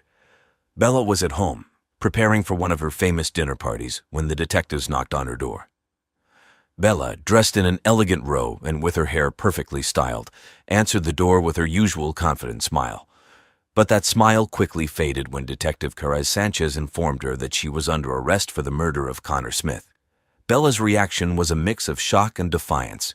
She demanded to know what evidence they had against her, maintaining her innocence even as she was handcuffed and led away. As she was escorted to the police car, Bella began loudly reciting the slogan from the soap opera Days of Our Lives. Like sands through the hourglass, so are the days of our lives, in what seemed to be an attempt to feign insanity. The arrest of Bella Summers sent shockwaves through Sarasota's social circles. Known for her glamorous lifestyle and youthful companions, Bella's involvement in such a shocking and heinous crime was almost impossible for many to believe. But as the details of the case began to emerge, it became clear that the charming exterior Bella had cultivated hid a much darker reality. Detective Carez Sanchez and the team had built a strong case against Bella. The medical records and journals they found in her home provided clear evidence of her twisted plan to infect her young lovers with HIV/AIDS. They also uncovered a series of text messages between Bella and Connor in which he confronted her about her actions. It was clear from these messages that Connor had threatened to expose Bella, leading her to take drastic measures to protect her secret. As Bella sat in the interrogation room, she remained composed, denying any involvement in Connor's death. But the evidence was overwhelming, and her attempts to cast doubt on the investigation were in vain. Connor's family, devastated by the loss, expressed relief that justice was finally being served. They described Connor as a bright young man with a promising future and couldn't comprehend how someone like Bella could be responsible for his death. Bella's arrest marked a turning point in the investigation. The once confident socialite now faced the reality of her actions, and the Sarasota community watched in disbelief as the case unfolded in the media. Bella Summers' trial began in late March 2015. The prosecution was led by Assistant State Attorney Michael Dunbar, a seasoned 48-year-old with a reputation for being relentless in the courtroom. Dunbar was determined to secure a conviction, painting Bella as a manipulative woman who used her charm to lure in young men and then poisoned them to maintain her twisted sense of youth. Dunbar presented the jury with the evidence found in Bella's home, the medical records, journals, and text messages that clearly showed her malicious intent.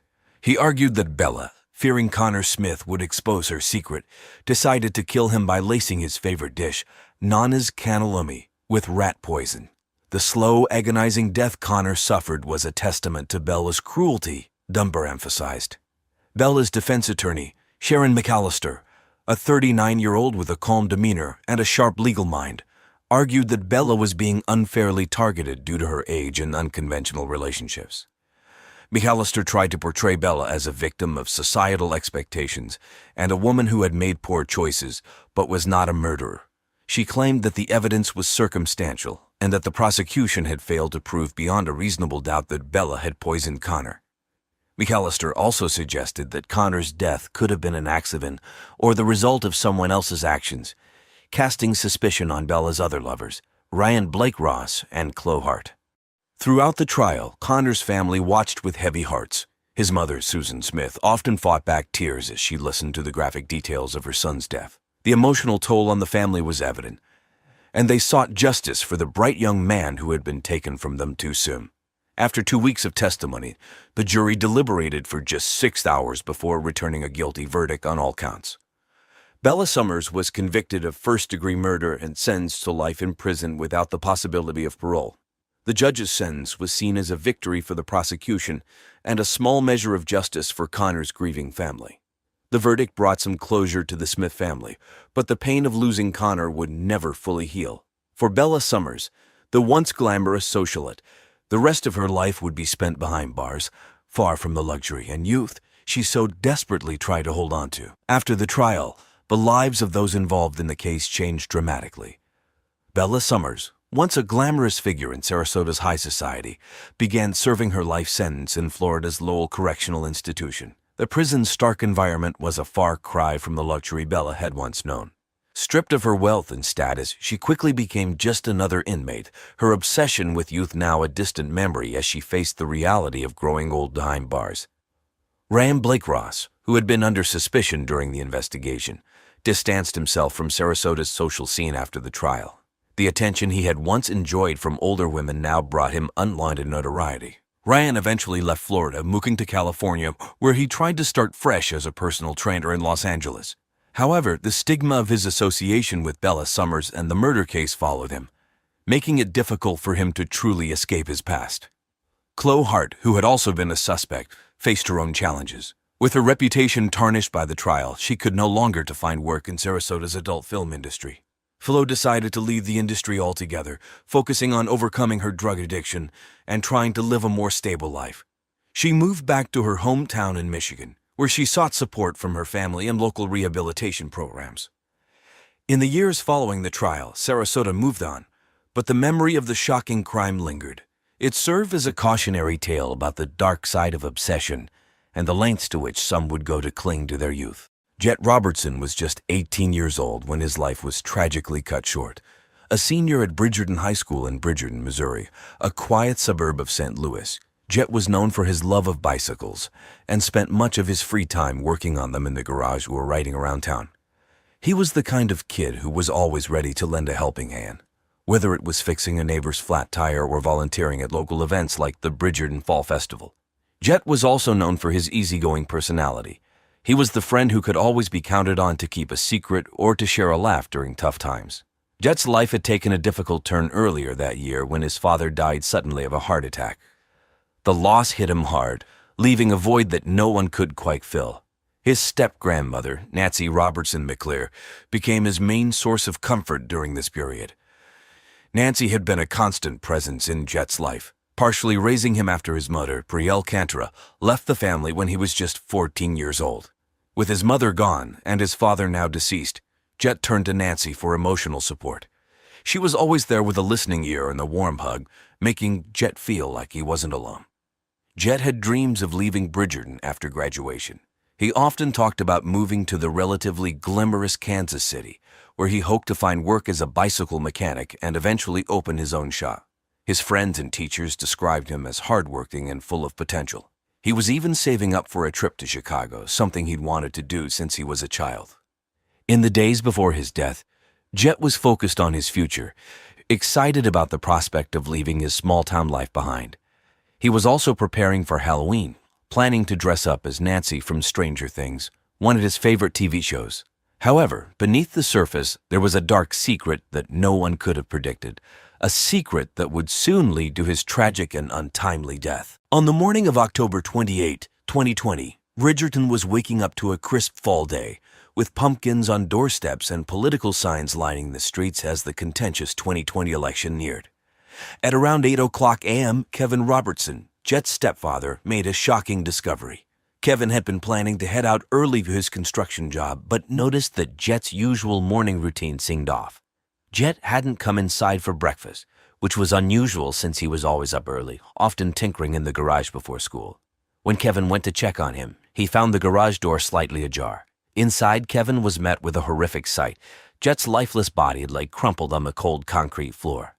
The teenager's head was bloodied, and beside him was the wrench that had once been a trusted tool in Jet's hands but was now stained with blood. Kevin's heart pounded as he stood frozen, trying to process the scene in front of him. The shock quickly turned to panic. Kevin rushed inside the house and grabbed his phone, dialing 911 with trembling hands. His voice was frantic as he told the operator about the terrible scene in the garage. Kevin's reaction was one of sheer terror. He had never expected to find his stepson like this. He paced back and forth in the driveway, looking up and down the street as if hoping to wake up from a bad dream. Within minutes, the Bridgerton Police Department arrived at the scene. Officers quickly secured the area, taking off the garage and driveway as neighbors began to gather, curious and concerned. The news of Jet's death spread quickly through the tight-knit community. Many residents were glued to their TVs, watching politically charged coverage of the upcoming election, when they got word of the tragic event unfolding just down the street. As paramedics arrived and confirmed Jet's death, Kevin was left in a state of disbelief, sitting on the curb with his head in his hands. He kept repeating, "Why would someone do this?" as officers tried to calm him down. The small suburban town of Bridgerton, known for sharing a name with the popular Netflix series Love, bisexually frustrated women everywhere, was suddenly thrust into a nightmare that would soon reveal more darkness than anyone could have imagined. The Bridgerton Police Department responded quickly to the call, arriving at the Robertson home around 8:15 a.m. on October 28, 2020. Officer James Delgado, a 12-year veteran of the force, led the team. Known for his calm demeanor and sharp investigative skills, Delgado had seen his share of crime scenes, but nothing quite like this in the peaceful town of Bridgerton. The garage where Jet's body was found was a small, cluttered space filled with the typical tools and gadgets of an 18-year-old who loved working on bicycles. The scene was eerily quiet, except for the occasional hum of a distant lawnmower or the chirping of birds. The concrete floor, usually dusty and scattered with bike parts, was now marred by a pool of dark, dried blood. The wrench, a heavy tool from Jet's own toolbox, lay beside him, its weight and size making it clear that it was the weapon used to bludgeon him to death. As Officer Delgado and his team began their investigation, they methodically documented the scene. Photographs were taken from every angle, capturing the blood splatter on the floor and walls, the position of Jet's body, and the wrench that delivered the fatal blows. The police carefully bagged the wrench as evidence, noting the bloodstains and any potential fingerprints. They also collected samples from the blood pool and any other traces that might help identify the killer. The crime scene itself was a disturbing contrast, both clean and brutal. There was no sign of a struggle, suggesting that Jet had been caught off guard.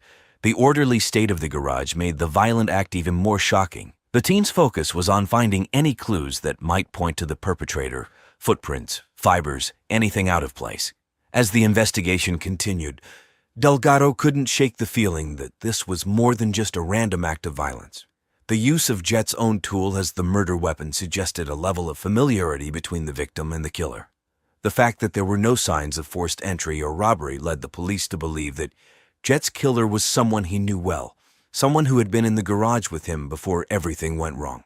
By the end of the day, the crime scene was thoroughly calmed over, but the mystery was only beginning to unravel.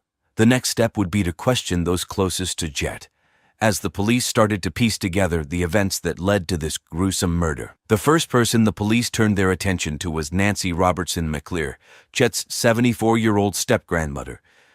Nancy was well known in Bridgerton as a retired schoolteacher who had spent decades educating the town's children. With her silver hair and gentle smile, she was the picture of a sweet, nurturing grandmother. However, the police couldn't ignore the whispers of her unusually close relationship with Jet, a relationship that had raised more than a few eyebrows among those who knew the family.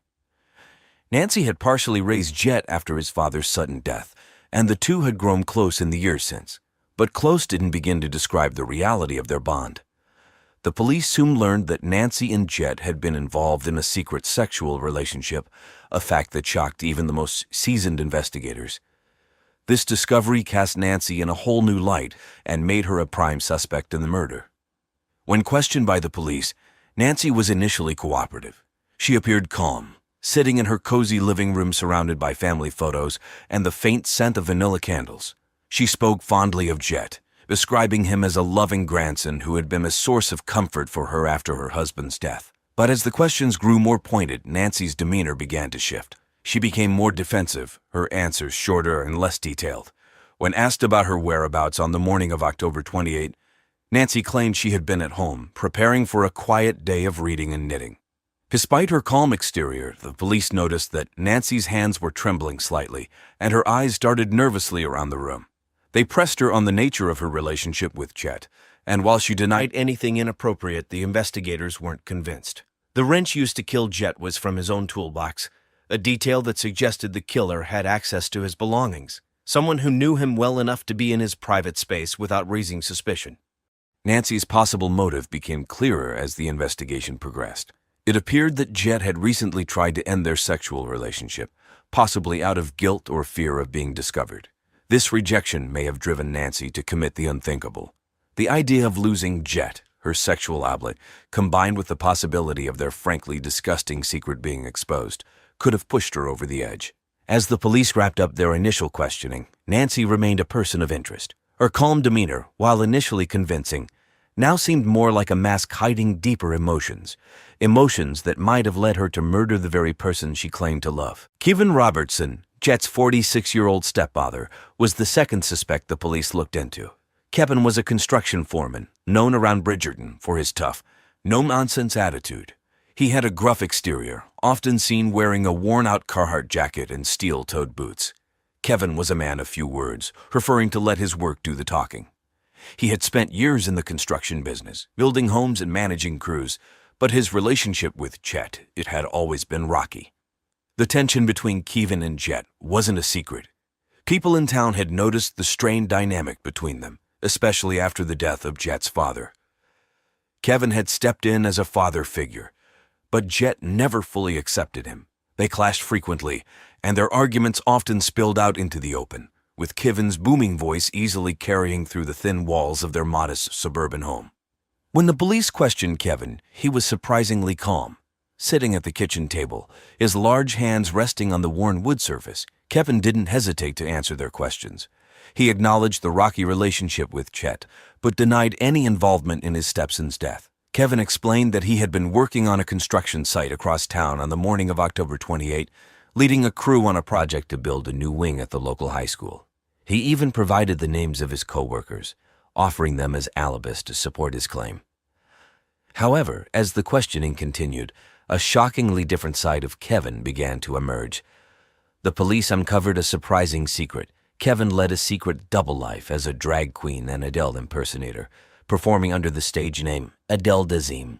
This revelation shocked the small conservative town of Bridgerton, where such a lifestyle was far from the norm and widely considered to be, quote, evil. Kevin's hidden identity raised questions about how much of his life he had kept from his family, including Jet. Despite this surprising twist, the police couldn't find any direct evidence linking Kevin to the murder. His co-workers confirmed his alibi, and there were no signs that Kevin had been involved in a crime. However, the discovery of his secret life added a new layer of complexity to the case, leading investigators to wonder if there was more to Kevin's story than met the eye. Kevin's motive for possibly wanting Jet out of the picture was still unclear, but his history of violent outbursts and the strained relationship with Jet kept him in the police's sights. As they continued their investigation, Kevin remained under suspicion, with detectives closely monitoring his every move. Brielle Cantora, Jet's 38-year-old estranged mother, was the third suspect police investigated. Brielle had a troubled past that was well known around Bridgerton. A former stripper who'd struggled with alcoholism and drug addiction, she had been in and out of rehab facilities for most of Jet's childhood. Her life had been a roller coaster, marked by mental illness and several arrests. Brielle's reputation in the town was anything but stable, and many people had written her off as a lost cause. After abandoning Jet when he was a teenager, Brielle had recently tried to reconnect with him. In October 2020, she had returned to Springfield, a nearby city, and was living in a small apartment on the outskirts of town. Jet, still harboring resentment toward her for leaving him, was reluctant to let her back into his life. Their relationship remained strained, with only sporadic contact between them. Brielle, however, was determined to make amends and had been reaching out to him more frequently in the days leading up to his death. When the police brought Brielle in for questioning, she appeared nervous and anxious. Dressed in a worn-out hoodie and jeans, she sat fidgeting in the interrogation room, her eyes darting around as she answered the detective's questions. Brielle denied any involvement in Jet's murder, insisting that she had only wanted to reconnect with her son and had no reason to harm him. She claimed that on the morning of October 28, she was at a local AA meeting, trying to stay on the path of sobriety.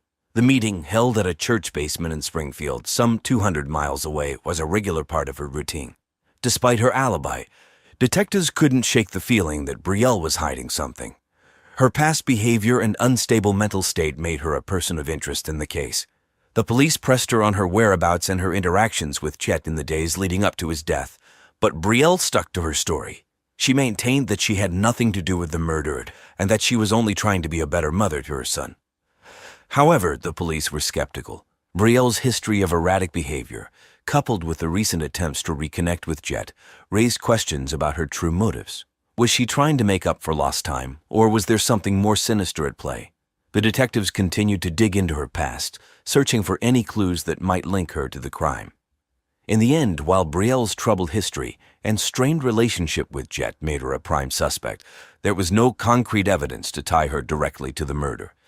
The investigation into her involvement remained open as the police looked for any overlooked details that could provide the answers they needed. On November 1, 2020, just days before Halloween and the heated presidential election, Bridgerton, Missouri, was experiencing a cold front, with cloudy skies and a brisk wind that had residents bundling up in their favorite hoodies and jackets. It was on this chilly afternoon that a crucial piece of new evidence was discovered, bringing a significant twist to the investigation into Jet Robertson's murder. Detective Mark Travis, who had been leading the investigation, decided to revisit Jet's garage one more time, believing that something had been overlooked.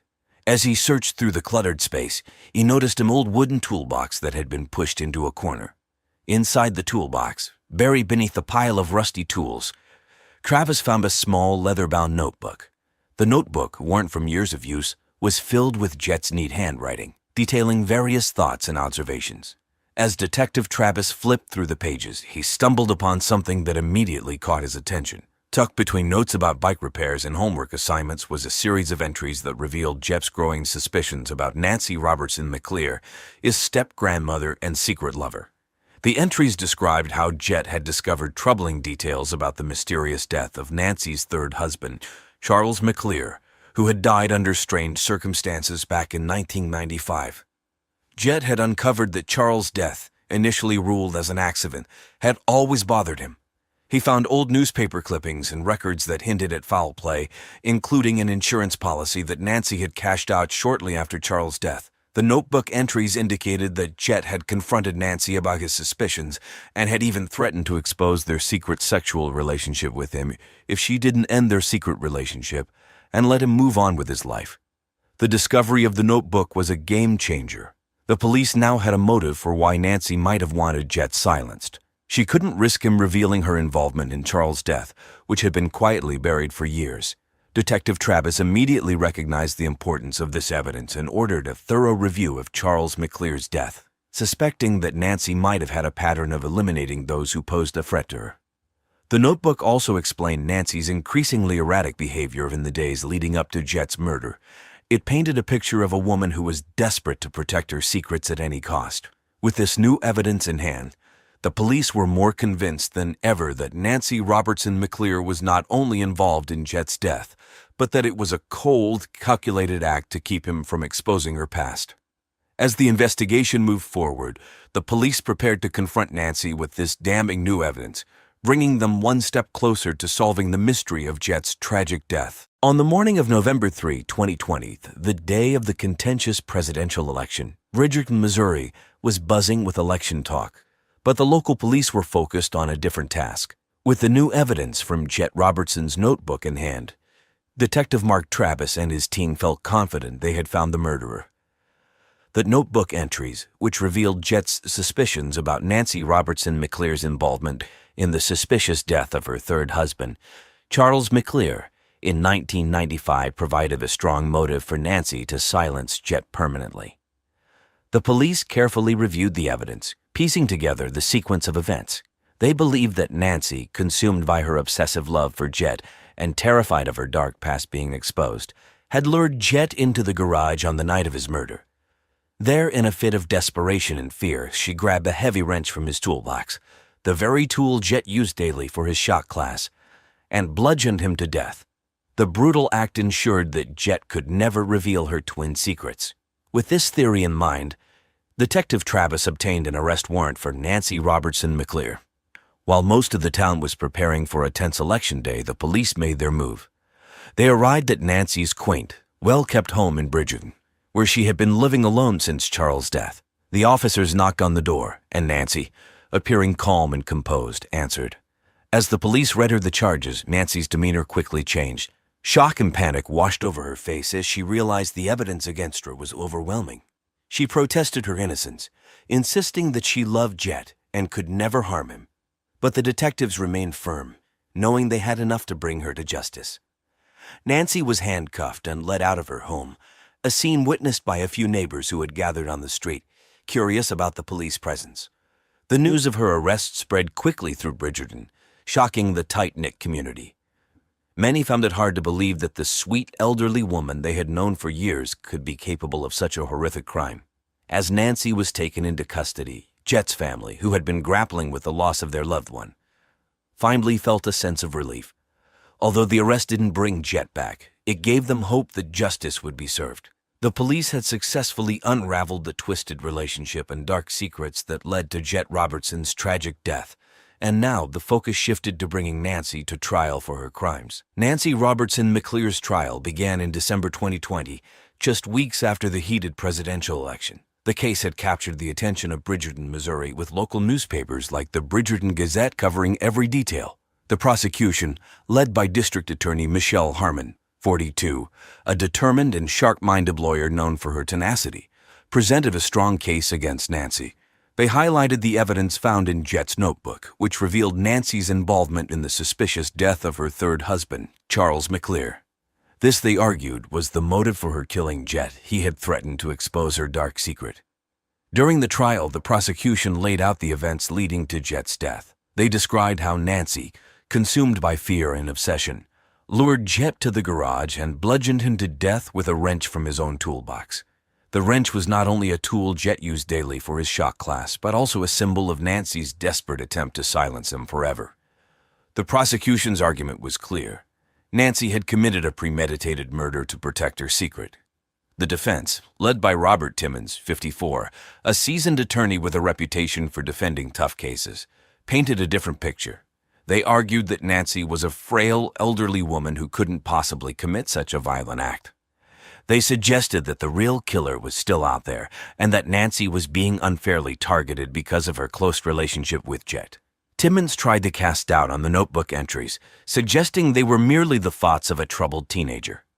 The trial was emotionally charged, with Jet's family members, including his mother Brielle, attending every session. They listened in tears as the details of Jet's final moments were recounted, and their grief was palpable in the courtroom. The jury, however, was not swayed by the defense's arguments. After several days of deliberation, the jury returned with a verdict of guilty. Nancy Robertson McClear was sentenced to life in prison without the possibility of parole.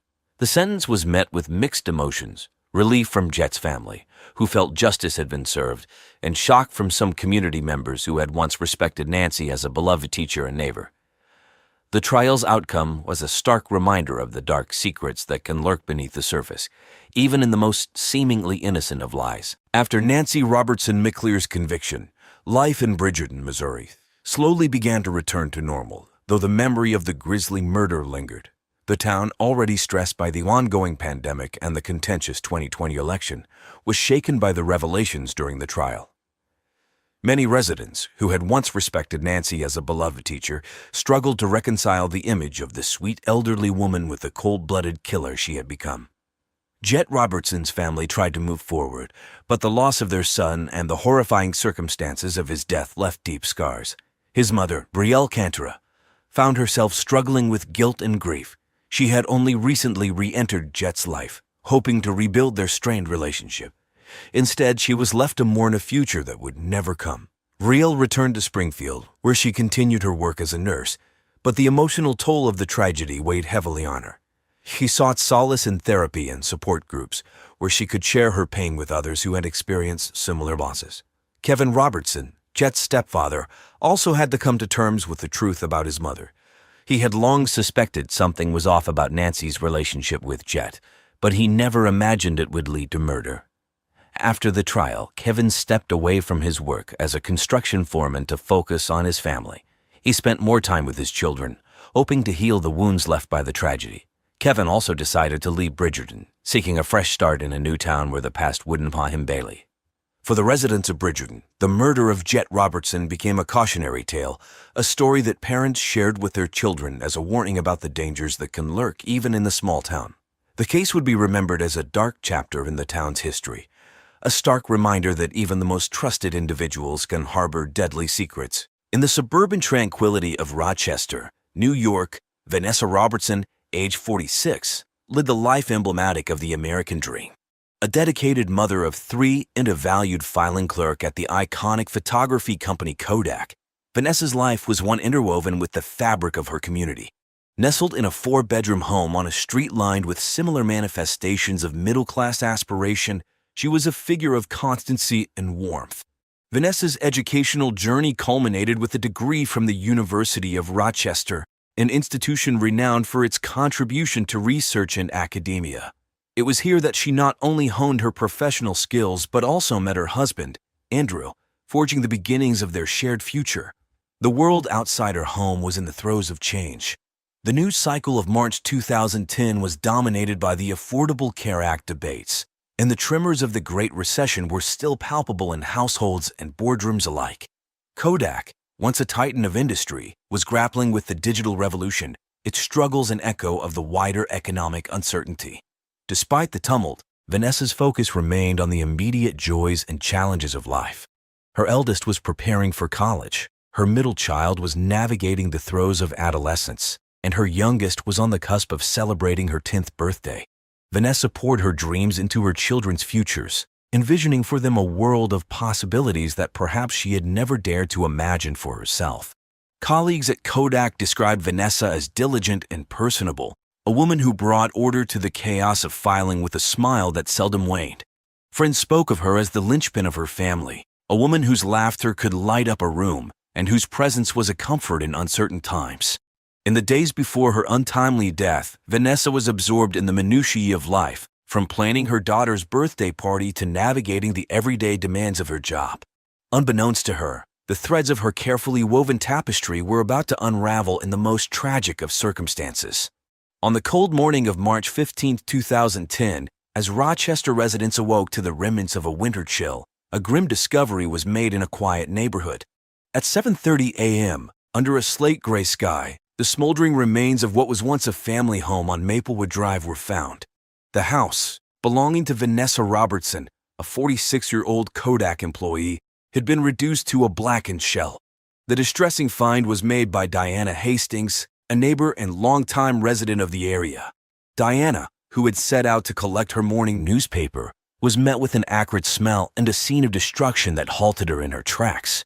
The Robertson residence, known for its well-kept lawn and the laughter of children, lay in ruins before her. With shaking hands, she reached for her cell phone and dialed 911, her voice quivering as she reported the catastrophe to the authorities. As news of the fire began to spread, local media outlets picked up the story, interrupting regular programming with breaking news alerts. The tragedy quickly became the talk of the town, overshadowing the usual buzz about the upcoming St. Patrick's Day celebrations and the latest reports on the health care bill making its way through Congress. Firefighters, who had battled the blaze through the night, were still on the scene, dousing the last of the smoldering embers when police arrived. It was amid this backdrop of charred timbers and the stark reality of a life interrupted that Vanessa's body was discovered. Positioned in what was once the living room, her remains bore the silent testimony to the inferno's deadly force. The community, just beginning its day, was now united in shock and mourning.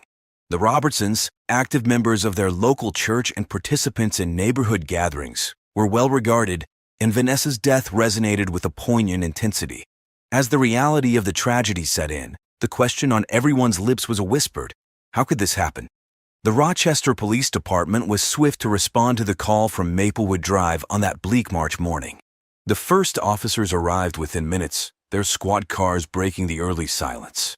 The scene they encountered was one of devastation. A family home, once a symbol of suburban stability, now lay in ruins, a stark contrast to the neighboring houses untouched by the tragedy. Detectives Matthew Harmon and Liana Grace, veterans of the force, were tasked with leading the investigation. They approached the scene with a practiced calm, but the gravity of the situation was not lost on them. The air was still tinged with the scent of smoke, and the debris from the fire crunched underfoot as they surveyed the damage. The crime scene was a harrowing tableau.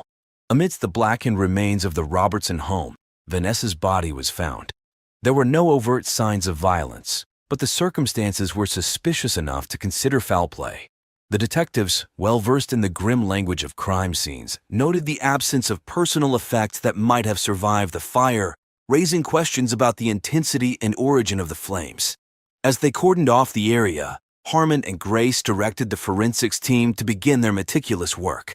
Using the latest in crime scene technology, including thermal imaging cameras to detect any residual heat sources and accelerant-sniffing dogs to trace the path of the fire, the team combed through the ashes. Every fragment was potential evidence, every clue a possible key to unraveling the mystery of Vanessa Robertson's death. The local media, already abuzz with the healthcare debates and the international headlines of Chile's recent earthquake, now had a domestic tragedy to report. Camera crews and reporters gathered at the perimeter, their lenses and microphones capturing the somber investigation for an audience grappling with the shock of the event. As the day wore on, the community awaited answers. The Rochester Police Department was under pressure to piece together the puzzle of the house fire that had claimed one of their own. For Detectives Harmon and Grace, the task was clear: to bring clarity and justice to a scene shrouded in ash and ambiguity.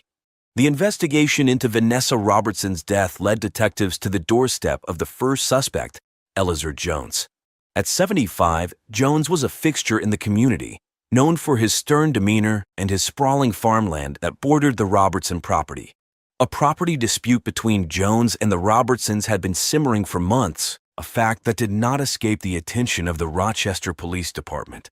Eleazar Jones had lived through the ebbs and flows of rural life and had seen his share of conflict over land and legacy. His farm, a once thriving enterprise, had felt the sting of the Great Recession, and the dispute with the Robertsons over a contested piece of borderland had added to the weight of his troubles. Despite his advancing years, Jones harbored dreams of leaving a prosperous and unencumbered farm to his heirs, a dream that seemed to be slipping through his fingers. When detectives Harmon and Grace arrived to question him, they found Jones in his barn, tending to his equipment, seemingly unfazed by the police presence. His response to their inquiries was laced with indignation. He vehemently denied any involvement in the fire, his voice rising above the clatter of the news reports from a radio perched on a nearby workbench, the voice of a local anchor discussing the latest unemployment figures. A stark reminder of the tense economic climate. Jones's interrogation was conducted with the precision of seasoned investigators. They probed for inconsistencies in his alibi, scrutinized his reactions, and searched for any flicker of guilt that might betray complicity. Jones, for his part, remained obstinate, his replies a mixture of defiance and exasperation. The detectives left the farm with more questions than answers. The Rochester community, still reeling from the news of the fire and the death of one of their own, watched with a mix of curiosity and concern. The investigation was unfolding under the watchful eye of a town unaccustomed to such tragedies, and the spotlight on Eleazar Jones was unrelenting. As the investigation into the tragic fire progressed, detectives turned their focus to Kristen Valmont, a 35-year-old colleague of Vanessa Robertson at Kodak. Valmont, known for her ambitious streak within the company, had reportedly clashed with Vanessa on multiple occasions, leading to a palpable tension in the office that did not go unnoticed by their coworkers.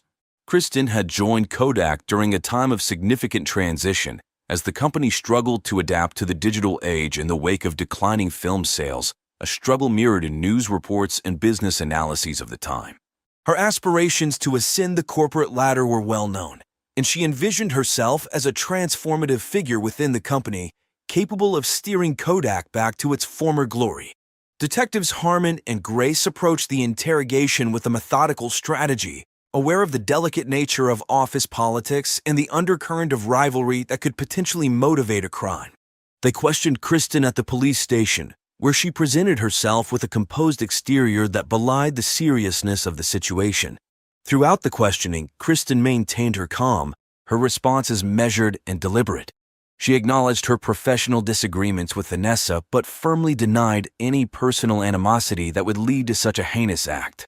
Her demeanor was cool and collected, even as the detectives pressed her on the details of her whereabouts on the night of the fire. The Rochester community, still processing the loss of one of their own, followed the case with growing interest. Local media outlets, in between updates on the latest iPad release and the unfolding healthcare debate in Washington, kept the public informed of every development. The scrutiny on Kristen Valmont intensified as the police continued to piece together the events leading up to the fire, her professional dreams and ambitions now cast in the shadow of a criminal investigation. On March 20, 2010, as the city of Rochester braced against a persistent spring drizzle, the investigation into Vanessa Robertson's death took a significant turn. Detectives Harmon and Grace received a report that breathed new life into the case. A series of anonymous, threatening emails sent to Vanessa in the weeks prior to her death had been uncovered by the department's cybercrime unit. The emails, traced back to an untraceable source, were laced with vitriol and menacing undertones, digital missives that painted a picture of someone with a vendetta against Vanessa. The discovery of these emails shifted the narrative of the investigation, suggesting that the fire might have been a premeditated act of violence rather than a tragic accident. The Rochester Police Department's response was swift and methodical. The forensics team, equipped with advanced software used to analyze digital communications, worked tirelessly to extract any metadata that might lead to the identification of the sender. Meanwhile, detectives revisited the charred remnants of the Robertson home, searching for any physical evidence that might corroborate the digital threats. The news of the threatening emails rippled through the community, which was already grappling with the economic anxieties of the time, the whispers of Kodak's financial troubles, and the broader implications of the ongoing recession. The case, with its new twist, was now the subject of fervent discussion on local radio shows and in the comment sections of online news articles, as residents of Rochester sought to make sense of the unfolding drama. As the investigation pressed forward, the police remained tight-lipped about their findings, though it was clear that the discovery of the emails had provided a new avenue of inquiry. The Rochester community watched on, hopeful that this latest development would bring them closer to understanding the events that led to the tragic loss of Vanessa Robertson. The Rochester Police Department's search for Vanessa Robertson's killer led them to a third individual of interest, George Stekanovich, a 45-year-old ex-convict whose presence had been noted in the vicinity of the Robertson residence in the days preceding the fire. Stekanovich, with a past marred by criminal activity, had been attempting to reintegrate into society, holding on to the dream of leaving his checkered history behind him. Stekanovich's occupation since his release from prison had been sporadic, with him taking on various odd jobs around Rochester. His transient nature and proximity to the Robertsons' home during the critical time frame made him a figure of suspicion in the eyes of the detectives. Stekanovich's aspirations for a normal life, free from the stigma of his past, were now overshadowed by the investigation. Detectives Harmon and Grace approached the interrogation with the intent to peel back the layers of Stekanovich's recent activities. The questioning took place against the backdrop of a city still in shock, with local news outlets like WRCTV and the Democrat and Chronicle closely following the case, providing the public with a steady stream of updates amidst their coverage of the healthcare bill's progress and the local impact of the economic downturn. During the interrogation, Stekanovich's demeanor oscillated between anxious and defensive. He acknowledged his presence in the area but claimed it was innocuous, related to a potential job opportunity. His responses were tinged with the frustration of a man familiar with being on the wrong side of the law, yet he maintained his innocence regarding the fire and Vanessa's death. The Rochester community, already on edge from the recession's impact on local industry giants like Xerox and Bosch and Lohm, watched as the police delved deeper into Stekanovich's alibi. With each passing day, the pressure mounted to solve the case and provide answers to a family and a city in mourning. The relentless pursuit of truth by the Rochester Police Department culminated in a revelation that would shake the foundations of the Robertson family and the community at large. Andrew Robertson, a 48-year-old engineer at Kodak and the bereaved husband of Vanessa Robertson, emerged as the prime suspect in the case. The economic strain of the Great Recession had left Andrew facing the prospect of unemployment, as Kodak, once a bastion of innovation and prosperity, was now grappling with the seismic shifts of the digital age. Andrew, described by colleagues as a pragmatic man deeply invested in his work, had been harboring a secret that would unravel his seemingly stable life. With Kodak's layoffs making headlines and the financial security of families across Rochester hanging in the balance, Andrew had been silently drowning in desperation. His dream of maintaining the comfortable life he had built for his family was slipping away, and in a moment of profound misjudgment, he set his home ablaze, intending to claim the insurance without his wife's knowledge. On that fateful March evening, as the city contended with the chill of early spring and the local news reported on the burgeoning Tea Party movement's rallies, Andrew had not realized that Vanessa would be home. The fire, intended as a desperate escape from financial ruin, instead became an act of unintended but irreversible devastation. Detectives Harmon and Grace, after painstakingly reconstructing the sequence of events and analyzing the evidence, confronted Andrew with their findings. His facade of stoicism crumbled as the implications of his actions became clear. The man who had sought to protect his family from economic hardship had instead torn it asunder. As the news of Andrew's arrest spread through Rochester, the city was left to grapple with the dichotomy of a man who was both a respected engineer and now a convicted murderer. The case, a stark reminder of the pressures that can fracture even the most ordinary lives, became a touchstone for discussions on the far-reaching effects of the recession. On the evening of March 25, 2010, under the dimming light of an overcast sky, the Rochester Police Department made a decisive move in the case of Vanessa Robertson. Andrew Robertson, a 48-year-old Kodak engineer and the unsuspecting husband turned suspect, was taken into custody. The city, still grappling with the economic anxieties of the recession and the uncertainty surrounding local stalwarts like Kodak, now witnessed the dramatic turn in a case that had captivated the community. The arrest occurred at Andrew's temporary residence, a modest hotel room he had retreated to amidst the investigation. Detectives Harmon and Grace, armed with evidence of his ill-fated attempt to escape financial ruin, approached with a warrant. The scene was far removed from the technological advancements and corporate strategies discussed in Kodak's boardrooms or the latest healthcare debates that dominated the airwaves. Andrew's reaction to the arrest was a complex tapestry of emotions. Surprise registered on his face, quickly followed by the dawning realization of the consequences of his actions. The man who had engineered a desperate plan to secure his family's future through an act of arson was now confronted with the irreversible outcome of his wife's death. As the news of the arrest broke, it rippled through Rochester's local media, with reporters from stations like Wham and WGC providing live updates. Breaking into scheduled programming that included March Madness basketball and the latest episodes of popular TV shows. The community, which had been following the case with bated breath, now grappled with the reality that the tragedy was rooted not in random violence but in a domestic spiral gone horribly wrong. The Robertson children, already facing the loss of their mother, were dealt another blow with the arrest of their father. The family's grief was compounded by a sense of betrayal, their private turmoil laid bare for all to see. As the details of the case unfolded, the city of Rochester bore witness to a family's heartbreak and the downfall of a man who had succumbed to the darkest reaches of despair. The trial of Andrew Robertson commenced amidst a climate of heightened public interest. The courtroom, a stage for the unfolding drama, was presided over by a sea of legal professionals, media personnel, and a community seeking closure. Helen Pierce, the prosecutor, stood as a figure of relentless justice.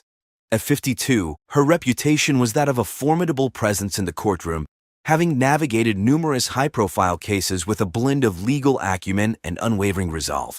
On the opposing side, defense attorney Sheila Keller, 47, was known for her persuasive oratory and empathetic approach to the law.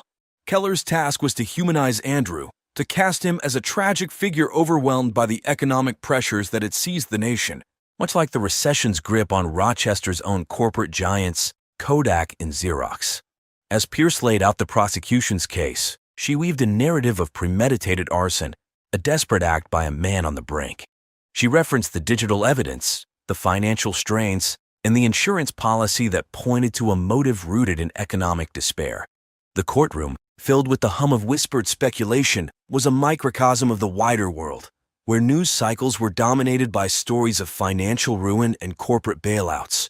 Keller's defense painted a different picture, that of a man who had made a catastrophic error in judgment, without malice or intent to harm his beloved wife. She highlighted Andrew's role as a provider, a man caught in an economic maelstrom that had left him floundering. Throughout the proceedings, the emotional toll on Vanessa's family was palpable. They sat, a portrait of sorrow, their presence a silent testimony to the life that had been so abruptly taken from them. The trial, unfolding under the scrutiny of local media outlets like the Democrat and Chronicle, became a somber reflection of the times, a narrative of personal tragedy against the backdrop of national economic hardship. The somber atmosphere of the Rochester courthouse was palpable as the jury returned with their verdict for Andrew Robertson. After hours of deliberation, which seemed to echo the broader societal deliberations on justice and economic hardship, the jury found Andrew guilty of manslaughter and arson. The decision reverberated through the courtroom, where the tension had been as thick as the March fog blanketing the city's skyline. Prosecutor Helen Pierce, her career marked by a string of successful convictions, stood satisfied with the outcome, believing justice had been served. The defense attorney, Sheila Keller, known for her eloquent defenses and a personal touch that often resonated with juries, was visibly subdued, his expression reflecting the weight of the verdict. The sentencing phase brought a heavy penalty as the judge, attuned to the severity of the crime and its repercussions, imposed a lengthy prison sentence. The gravity of the sentence sought to reflect not only the loss of Vanessa's life, but also the betrayal of trust and the breach of safety within the sanctity of one's home. Some in the community felt the punishment was just, considering the deliberate act of setting the fire, while others debated the role of Andrew's desperate financial circumstances. drawing parallels to the leniency shown in some corporate bailouts of the era. The impact of the sentence on Vanessa's family was complex. While some felt a measure of relief, others questioned whether any sentence could adequately address the void left behind. Friends and family, their emotions raw, were divided on whether justice had truly been served. Local news outlets, which have been following the case with the same intensity as the national coverage of the iPad's release earlier that month, now reported on the community's reaction. The sentencing was more than a legal conclusion. It was a moment of reflection on the personal cost of the economic downturn that had swept through Rochester and the nation. In the wake of the trial that had gripped Rochester, life slowly began to move forward. The family of Vanessa Robertson, now navigating a world without her, sought solace in the support of the community and in each other. The children, bereft of both parents, faced the daunting task of rebuilding their lives, their resilience a testament to their mother's enduring influence. Detectives Harmon and Grace, who have become fixtures in the media narrative surrounding the case, returned to their duties. The experience, however, left an indelible mark on their careers. They continued to serve with a renewed understanding of the complexities of human behavior and the unforeseen impacts of financial despair.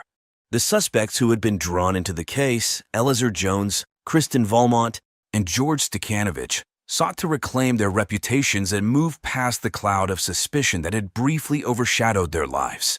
Jones returned to his farm, Valmont to her ambitions at Kodak, and Stekanovich to his quest for redemption. Rochester itself, a city that had witnessed the rise and fall of industrial giants, the ebb and flow of economic fortunes, and now the tragic end of one of its own, continued to evolve. The case had become a part of its history, a story recounted in the pages of the Democrat and chronicled and discussed in the quiet corners of local establishments. As the memory of the trial faded from the headlines, overtaken by coverage of the 2010 midterm elections or the latest advancements from companies like Apple, the community did not forget the lessons learned.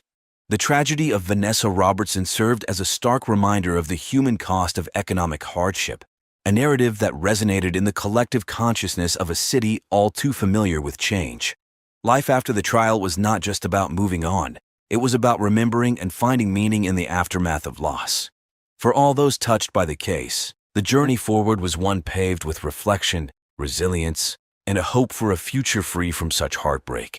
The case of Vanessa Robertson is a somber reminder of the fragility of life and the unforeseen consequences of desperation. In the quiet suburb of Rochester, a family was torn asunder, and a community was left to find healing in the aftermath of a tragedy that was as senseless as it was sorrowful. Maria Rodardi Sullivan was a vibrant 38-year-old woman known for her artistic talents and kind-hearted nature. She lived in Summerville, South Carolina, a small town known for its charming downtown and the annual Flower Town Festival. Maria worked as a freelance artist, creating beautiful paintings and sculptures that she sold at local art fairs and galleries. Maria lived with her husband, David Sullivan, and her 18-year-old stepson, Tyler. David was a retired naval officer, and they had been married for 10 years. Despite their 20-year age difference, Maria and David were deeply in love. They met at a local art show where Maria's work was being displayed. David was immediately drawn to her creativity and passion for life. Maria tried her best to create a happy and harmonious home. She balanced her freelance work with managing the household and caring for Tyler. She was a motherly figure to Tyler, who had lost his biological mother a few years earlier. Maria and Tyler's relationship was said to be strained, but she remained hopeful that they could eventually bond. In her free time, Maria enjoyed reading and gardening. She was a big fan of classic literature, often quoting Jane Austen and the Bronte sisters. Her garden was filled with vibrant flowers, a testament to her love for nature. Maria was also active in the local community, volunteering at the Somerville Public Library and participating in neighborhood events. In the days leading up to her death, Maria was excited about a new art project. She was working on a series of sculptures inspired by the local wildlife and landscapes of South Carolina. Maria planned to showcase these pieces at the upcoming Flower Town Festival. She was also looking forward to a small family getaway she had planned, hoping it would help mend the strained relationship between her and Tyler. Maria's friends described her as charismatic and friendly. She had a close-knit social circle and was always willing to lend a helping hand. Her friends recalled how Maria would often host dinner parties, cooking delicious meals, and creating a warm, welcoming atmosphere. Despite the challenges in her life, Maria remained optimistic and full of dreams. She hoped to open her own art gallery someday and inspire others with her work. Tragically, her dreams were cut short by a brutal and senseless act of violence. Maria's life was a testament to her resilience and creativity, and her loss was deeply felt by all who knew her. On the morning of September 12, 2012, Somerville was just waking up. It was a cool, clear day, with the sun shining brightly. Around 8:30 a.m., Maria Rodarty Sullivan's neighbor, Lilybeth Carter, walked over to the Sullivan house. Lilybeth, who was 25 years old, lived next door. She often visited Maria to discuss her true crime novel, which she was working on based on real-life events. Lilybeth knocked on the door, but no one answered. She found this odd because Maria was usually up early, working in her art studio. The studio was a small, separate building in the backyard. Lilybeth decided to check there. As she approached the studio, she noticed the door was slightly open. When Lilybeth entered, she was greeted by a horrific scene. Maria was lying on the floor, covered in blood. The room was in chaos, with broken sculptures and shattered glass everywhere. Maria's body showed signs of a violent struggle. Lilybeth was shocked and horrified. Her hands trembled as she quickly dialed 911 on her cell phone. The 911 operator, calming Lilybeth as best they could, instructed her to stay outside and wait for the police. Lilybeth, still in shock, followed the instructions. She stood in the yard, staring at the studio, trying to process what she had just seen. The police arrived within minutes. As they began their investigation, they noted the heavy sculpture near Maria's body. It was clear this was the murder weapon, used to inflict multiple blunt force trauma injuries. The amount of blood and the state of the studio indicated a frenzied attack. Lilybeth was interviewed by the police. She was still shaken but managed to provide a clear account of her morning. She described her relationship with Maria and her reasons for visiting. Her detailed observations helped the investigators piece together the timeline of events leading up to the discovery of Maria's body. The discovery of Maria Rodarty Sullivan's body marked the beginning of a complex and emotional investigation. Her friends and neighbors were left in shock, struggling to understand how such a brutal crime could happen in their peaceful community. When the police arrived at the Sullivan house on the morning of September 12, 2012, they knew they had a serious crime on their hands.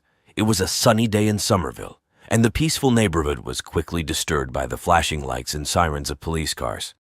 Detective Martin Coco, a seasoned investigator known for his thoroughness, led the team.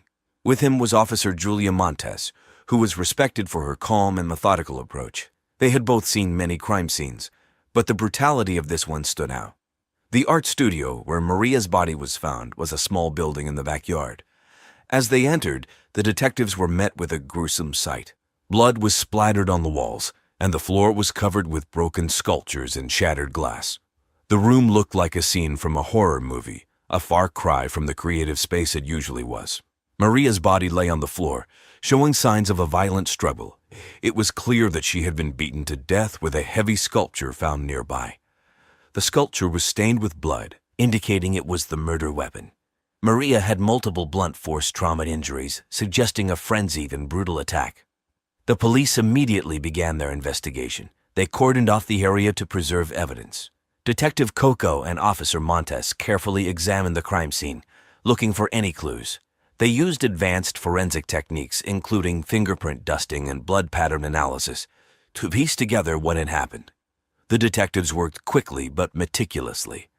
They collected samples of blood and hair for DNA analysis and took photographs of the scene from every angle.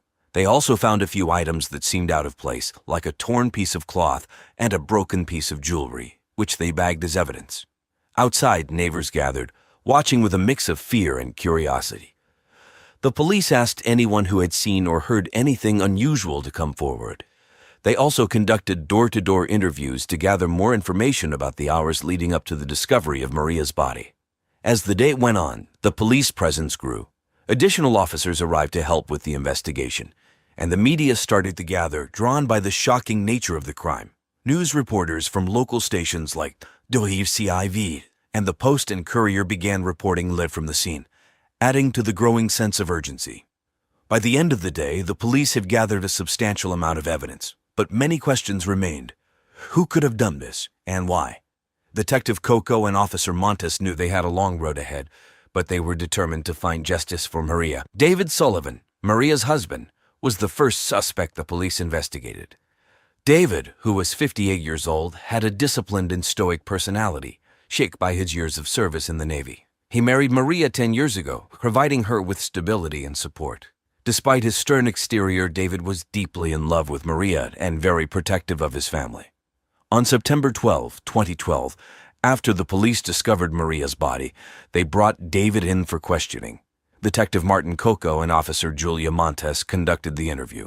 David appeared calm, but was clearly shaken by the news of his wife's death. He told the detectives that he had been away on a business trip, staying at a Hampton Inn in Boston.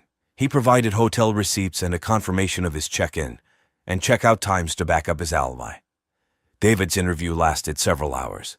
The detectives asked him about his relationship with Maria and any possible enemies she might have had. David spoke about the tensions between Maria and his son Tyler. He mentioned that Tyler had been acting out since the death of his biological mother and struggled to accept Maria as a mother figure. David believed that despite these challenges, the family would eventually reconcile. The police also searched the Sullivan home for additional evidence. They went through David's belongings and searched his car, but found nothing suspicious. They interviewed David's colleagues and checked his phone records, all of which confirmed his alibi. Throughout the investigation, David maintained his composure. However, the strain was visible. He expressed his grief and disbelief that someone could harm Maria. He was cooperative with the police and provided them with any information they requested. Meanwhile, the local news outlets, such as WCIV and the Post and Courier, reported on the investigation. Neighbors and friends of the Sullivans were shocked to hear that David was a suspect. Many described him as a kind and loving husband who would never harm his wife. Despite his strong alibi, the police continued to investigate David to ensure nothing was overlooked. They re-examined the crime scene and cross-checked all the details of his alibi. Detective Coco and Officer Montes wanted to be thorough, leaving no stone unturned. As days passed, it became clear that David was not involved in Maria's murder. The focus of the investigation shifted to other potential suspects. While David was cleared, the pain of losing Maria and being under suspicion was a heavy burden he had to bear. On September 15, 2012, just 3 days after the discovery of Maria's body, Somerville was covered in a light drizzle. The gray skies matched the somber mood in the town. Around noon, while reviewing the evidence collected from the crime scene, Detective Martin Coco noticed something unusual. Hidden among Maria's art supplies in her studio were dozens of letters. These were not just any letters, but sexually explicit love letters exchanged between Maria and someone else. Detective Coco and Officer Julia Montes carefully read through the letters. The content revealed a secret affair between Maria and an unidentified individual. The letters spoke graphically of secret sex acts and deep, conflicting emotions. This discovery was a significant breakthrough in the case and suggested a possible motive for the murder. Detective Coco called for a meeting with the entire investigative team. They discussed the contents of the letters and the implications, but he knew they had to identify the other person involved in the affair to understand the full context and potential motives. Officer Montes led the effort to gather more information. She visited Maria's close friends and neighbors, asking if anyone knew about the affair. Many were shocked and had no idea Maria was involved with someone other than her husband, David.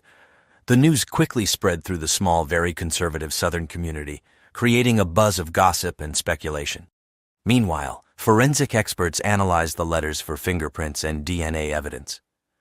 They also checked Maria's phone records and email history to find clues about her secret lover. The investigation was thorough, and every detail was scrutinized.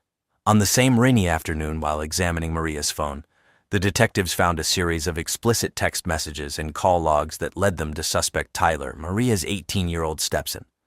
The messages hinted at a strained and complicated sexual relationship between Maria and Tyler. Some of the texts were heated, while others were more explicit and graphically described their sexual relationship. Detective Coco and Officer Montes were shocked by this new revelation. Tyler had always been seen as a troubled teenager, but the extent of his relationship with Maria was unexpected. The detectives knew they had to approach this delicately to get to the truth. The discovery of the love letters and text messages shifted the focus of the investigation. The police now had a clearer direction, and the pieces of the puzzle were slowly coming together. They prepared to interrogate Tyler again. this time with new compelling evidence that could unlock the secrets behind Maria's tragic death. Tyler Sullivan, Maria's 18-year-old stepson, became the focus of the investigation after the discovery of the love letters and text messages. Tyler was a troubled teenager, still struggling with the death of his biological mother and the arrival of Maria into his life. He often acted out, showing signs of resentment towards Maria for taking his mother's place. Despite this, he was intelligent and ambitious, with a passion for music. He spent hours playing his guitar, dreaming of becoming a famous musician. On September 16, 2012, Tyler was brought in for questioning. Detective Martin Coco and Officer Julia Montes conducted the interview. Tyler appeared nervous but tried to remain calm. The detectives began by asking him about his relationship with Maria. Tyler admitted that their relationship was strained, but denied any involvement in her murder. When the detectives presented the love letters, Tyler's demeanor changed. He became visibly upset and defensive. He confessed to the affair, explaining that they started having sex about a year ago. Tyler said he became obsessed with Maria, believing that they could be together if his father David were out of the picture. However, Maria tried to end the affair and focus on her marriage, which frustrated Tyler. The detectives pressed Tyler for more details. They asked him about the night of Maria's murder. Tyler claimed he was at a friend's house, watching movies. The police checked his alibi, but it was weak and lacked concrete evidence. His friend Jake said Tyler was with him, but couldn't remember specific details or times.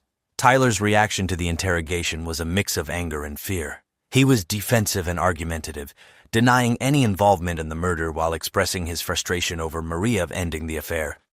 The detectives noted his conflicting emotions, which seemed to oscillate between sadness and anger.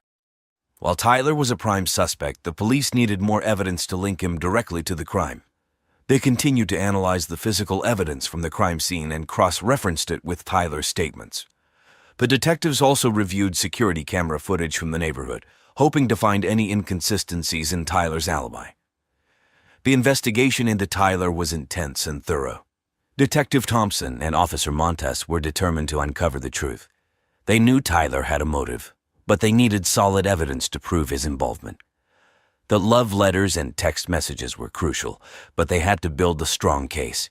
The investigation was far from over, and the detectives continued to piece together the puzzle. Tyler remained a key figure in the case, and the police were determined to find justice for Maria. Lilybeth Carter, the Sullivans' 25-year-old neighbor, became another person of interest in the investigation.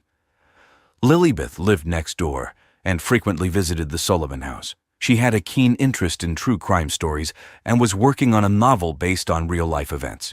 Lilybeth was known for her observant nature and was often seen taking notes and photos around the neighborhood. On September 17, 2012, the police brought Lilybeth in for questioning. Detective Martin Coco and Officer Julia Montes conducted the interview. Lilybeth appeared calm and cooperative. She explained that she had a passion for writing and was fascinated by true crime. She often visited Maria to discuss her novel and get feedback on her writing. The detectives asked Lilybeth about the morning she discovered Maria's body. Lilybeth recounted the events in detail, describing how she found the studio door slightly open and discovered Maria lying on the floor. She spoke about her shock and horror and how she immediately called 911.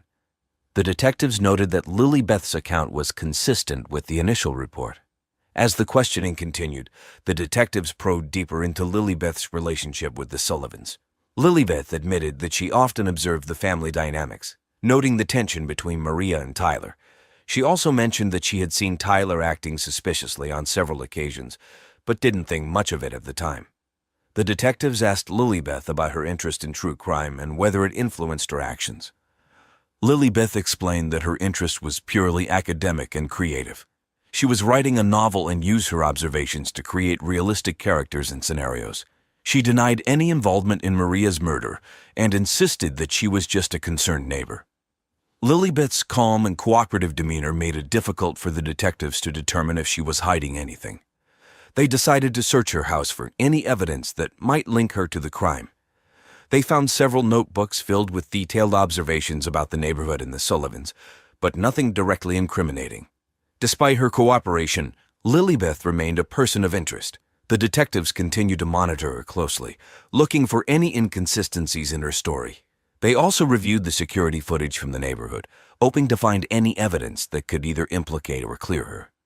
As the investigation into Lilibeth continued, the detectives faced the challenge of distinguishing between her genuine interest in true crime and any potential involvement in Maria's death. The complexity of the case deepened, but the police remained committed to finding the truth and bringing justice for Maria. On September 20, 2012, the investigation took a significant turn. Detective Martin Coco and Officer Julia Montes had gathered enough evidence to identify the murderer. The evidence pointed to Tyler Sullivan, Maria's 18-year-old stepson. Tyler's conflicting emotions and erratic behavior had raised suspicions from the start, but it was the discovery of his fingerprints on the murder weapon that sealed his fate. Tyler was known to be a troubled teenager. He struggled with the recent death of his biological mother and resented Maria for taking her place. Despite his intelligence and passion for music, Tyler's feelings for Maria had evolved into a dangerous mix of hatred and desire. When Maria confronted him about his failing grades and her decision to end their secret affair, Tyler snapped. In a fit of rage and obsession, he attacked her with a heavy sculpture from her studio. The detectives had pieced together the events of that fateful day. Tyler had been at the house, waiting for the right moment. When Maria entered the studio, he followed her. The confrontation escalated quickly, and in his fury, Tyler grabbed the sculpture and struck Maria multiple times, leading to her death. With the evidence in hand, the police prepared to arrest Tyler. On the evening of September 20, they arrived at the Sullivan home. Tyler was in his room, listening to music on his iPod. When the officers entered, Tyler seemed surprised but didn't resist arrest. He was handcuffed and taken to the police station for processing. David Sullivan, Tyler's father, was devastated by the news. He couldn't believe that his son was capable of such a brutal act. The family was torn apart by the revelation, and the community was equally shocked. Neighbors and friends who had known Tyler as a quiet, troubled teen now saw him in a completely different light. The police detailed the evidence during a press conference, explaining how Tyler's obsession with Maria and his inability to control his emotions led to the murder. The discovery of the sexually explicit letters and Tyler's fingerprints on the murder weapon were critical pieces of the puzzle that helped solve the case. As Tyler was taken away, his reaction was a mix of anger and resignation. He knew the evidence against him was overwhelming, and there was no escape from the consequences of his actions.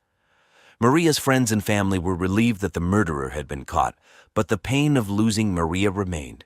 The arrest of Tyler Sullivan brought some closure to the case, but the journey to justice was far from over. The next step was the trial, where the full extent of Tyler's actions and motives would be revealed. The trial of Tyler Sullivan began on November 5, 2012, in Somerville, South Carolina. The courtroom was filled with reporters, friends, and family members, all eager to hear the details of the case. The prosecution was led by Assistant District Attorney James Bliver, a seasoned lawyer known for his tenacity and thoroughness. He was 45 years old, with a stern demeanor that commanded respect. Bliver argued that Tyler's obsession with Maria, coupled with his anger over her ending their affair, led him to commit the brutal murder. He presented the love letters, text messages, and the forensic evidence linking Tyler to the crime. The prosecution's case was solid, painting a clear picture of Tyler's motive and actions. The defense was handled by public defender Sarah Jane Lemon, a compassionate and determined attorney who had been practicing law for over 20 years. She was 42 years old and known for her dedication to her clients. Lemon argued that Tyler was a troubled teenager who had been deeply affected by his mother's death and was struggling with mental health issues. She claimed that Tyler's actions were not premeditated but a result of emotional turmoil and confusion. Throughout the trial, the emotional toll on Maria's family was evident.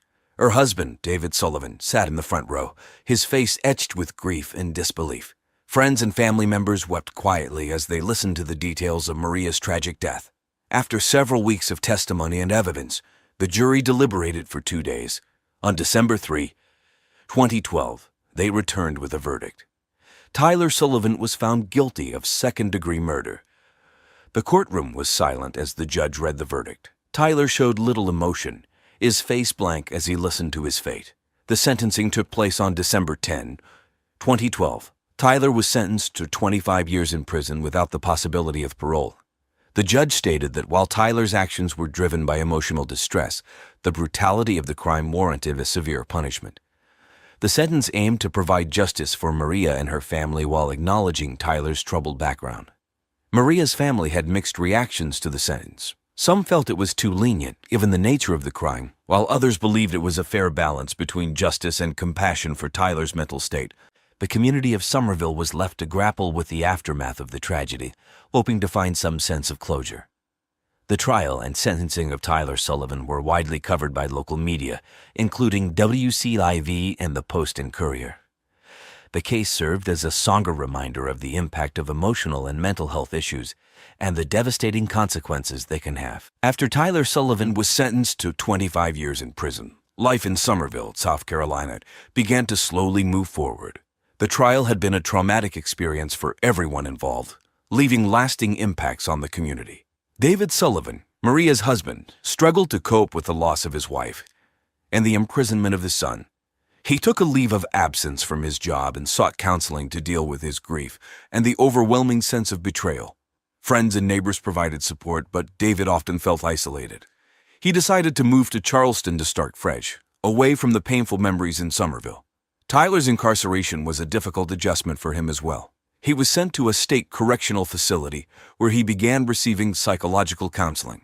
The prison system offered educational programs, and Tyler enrolled in classes to complete his high school education and began studying music theory, still clinging to his dream of becoming a musician someday. Lilybeth Carter, the neighbor and true crime enthusiast, was deeply affected by the entire ordeal. She continued to write her novel, now incorporating the harrowing experience she had lived through. The local media, including WCIV and the Post and Courier, feature interviews with Lilybeth, discussing her perspective on the case. Despite the unwanted attention, Lilybeth remained focused on her writing, finding solace in her creative work. Detective Martin Coco and Officer Julia Montes, the lead investigators, received commendations for their diligent work in solving the case. The success of their investigation reinforced their commitment to justice and the importance of thorough police work. The case also highlighted the need for increased support for mental health issues, both within families and the broader community. Life in Somerville gradually returned to a semblance of normalcy, but the memory of Maria Rodarty Sullivan and the tragic events that unfolded remained etched in the hearts of those who knew her. The town's resolve to support mental health initiatives and honor Maria's legacy became a lasting tribute to her life. Johnny Ray Miller was only 18 years old when he was killed, but he was already living a life full of adult responsibilities.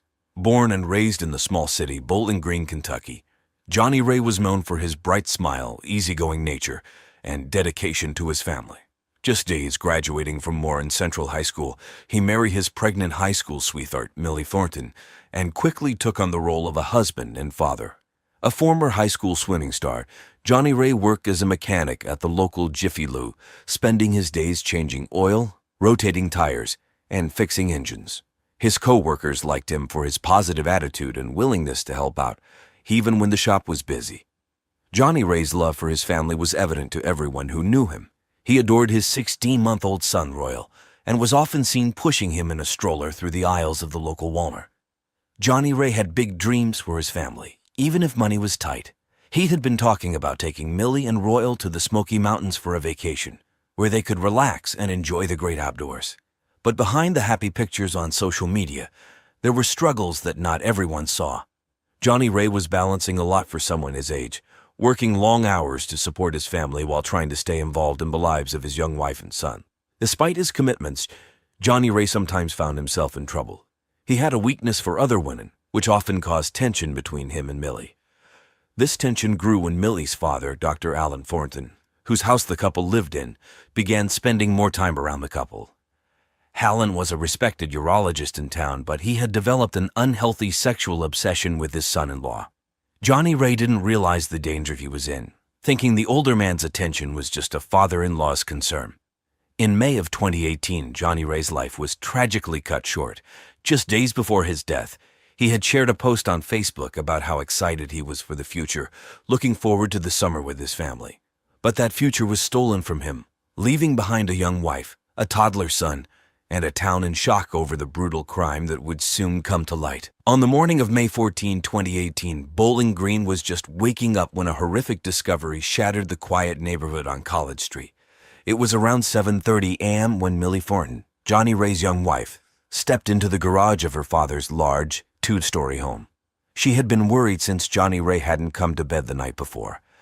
She thought he might have fallen asleep working on the old Chevy truck he'd been fixing up, a project he'd been excited about for weeks. What Millie found instead would haunt her for the rest of her life. Johnny Ray's lifeless body lay crumpled on the cold concrete floor. All his clothes, except for his underwear, were torn, almost ripped off, and there was blood everywhere.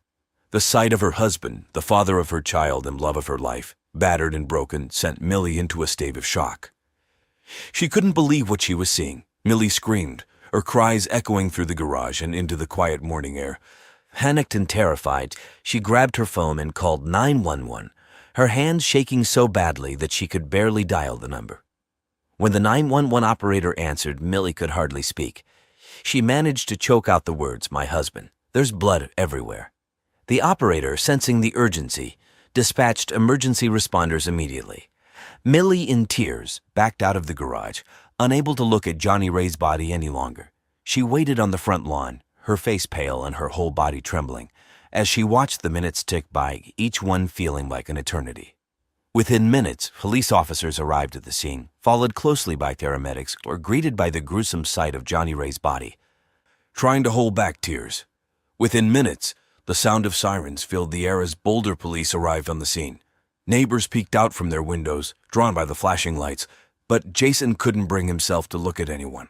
His world had just been shattered, and all he could do was wait for the nightmare to unfold further. The Boulder police arrived quickly at Paul Barstow's home on the night of June 5, 2017.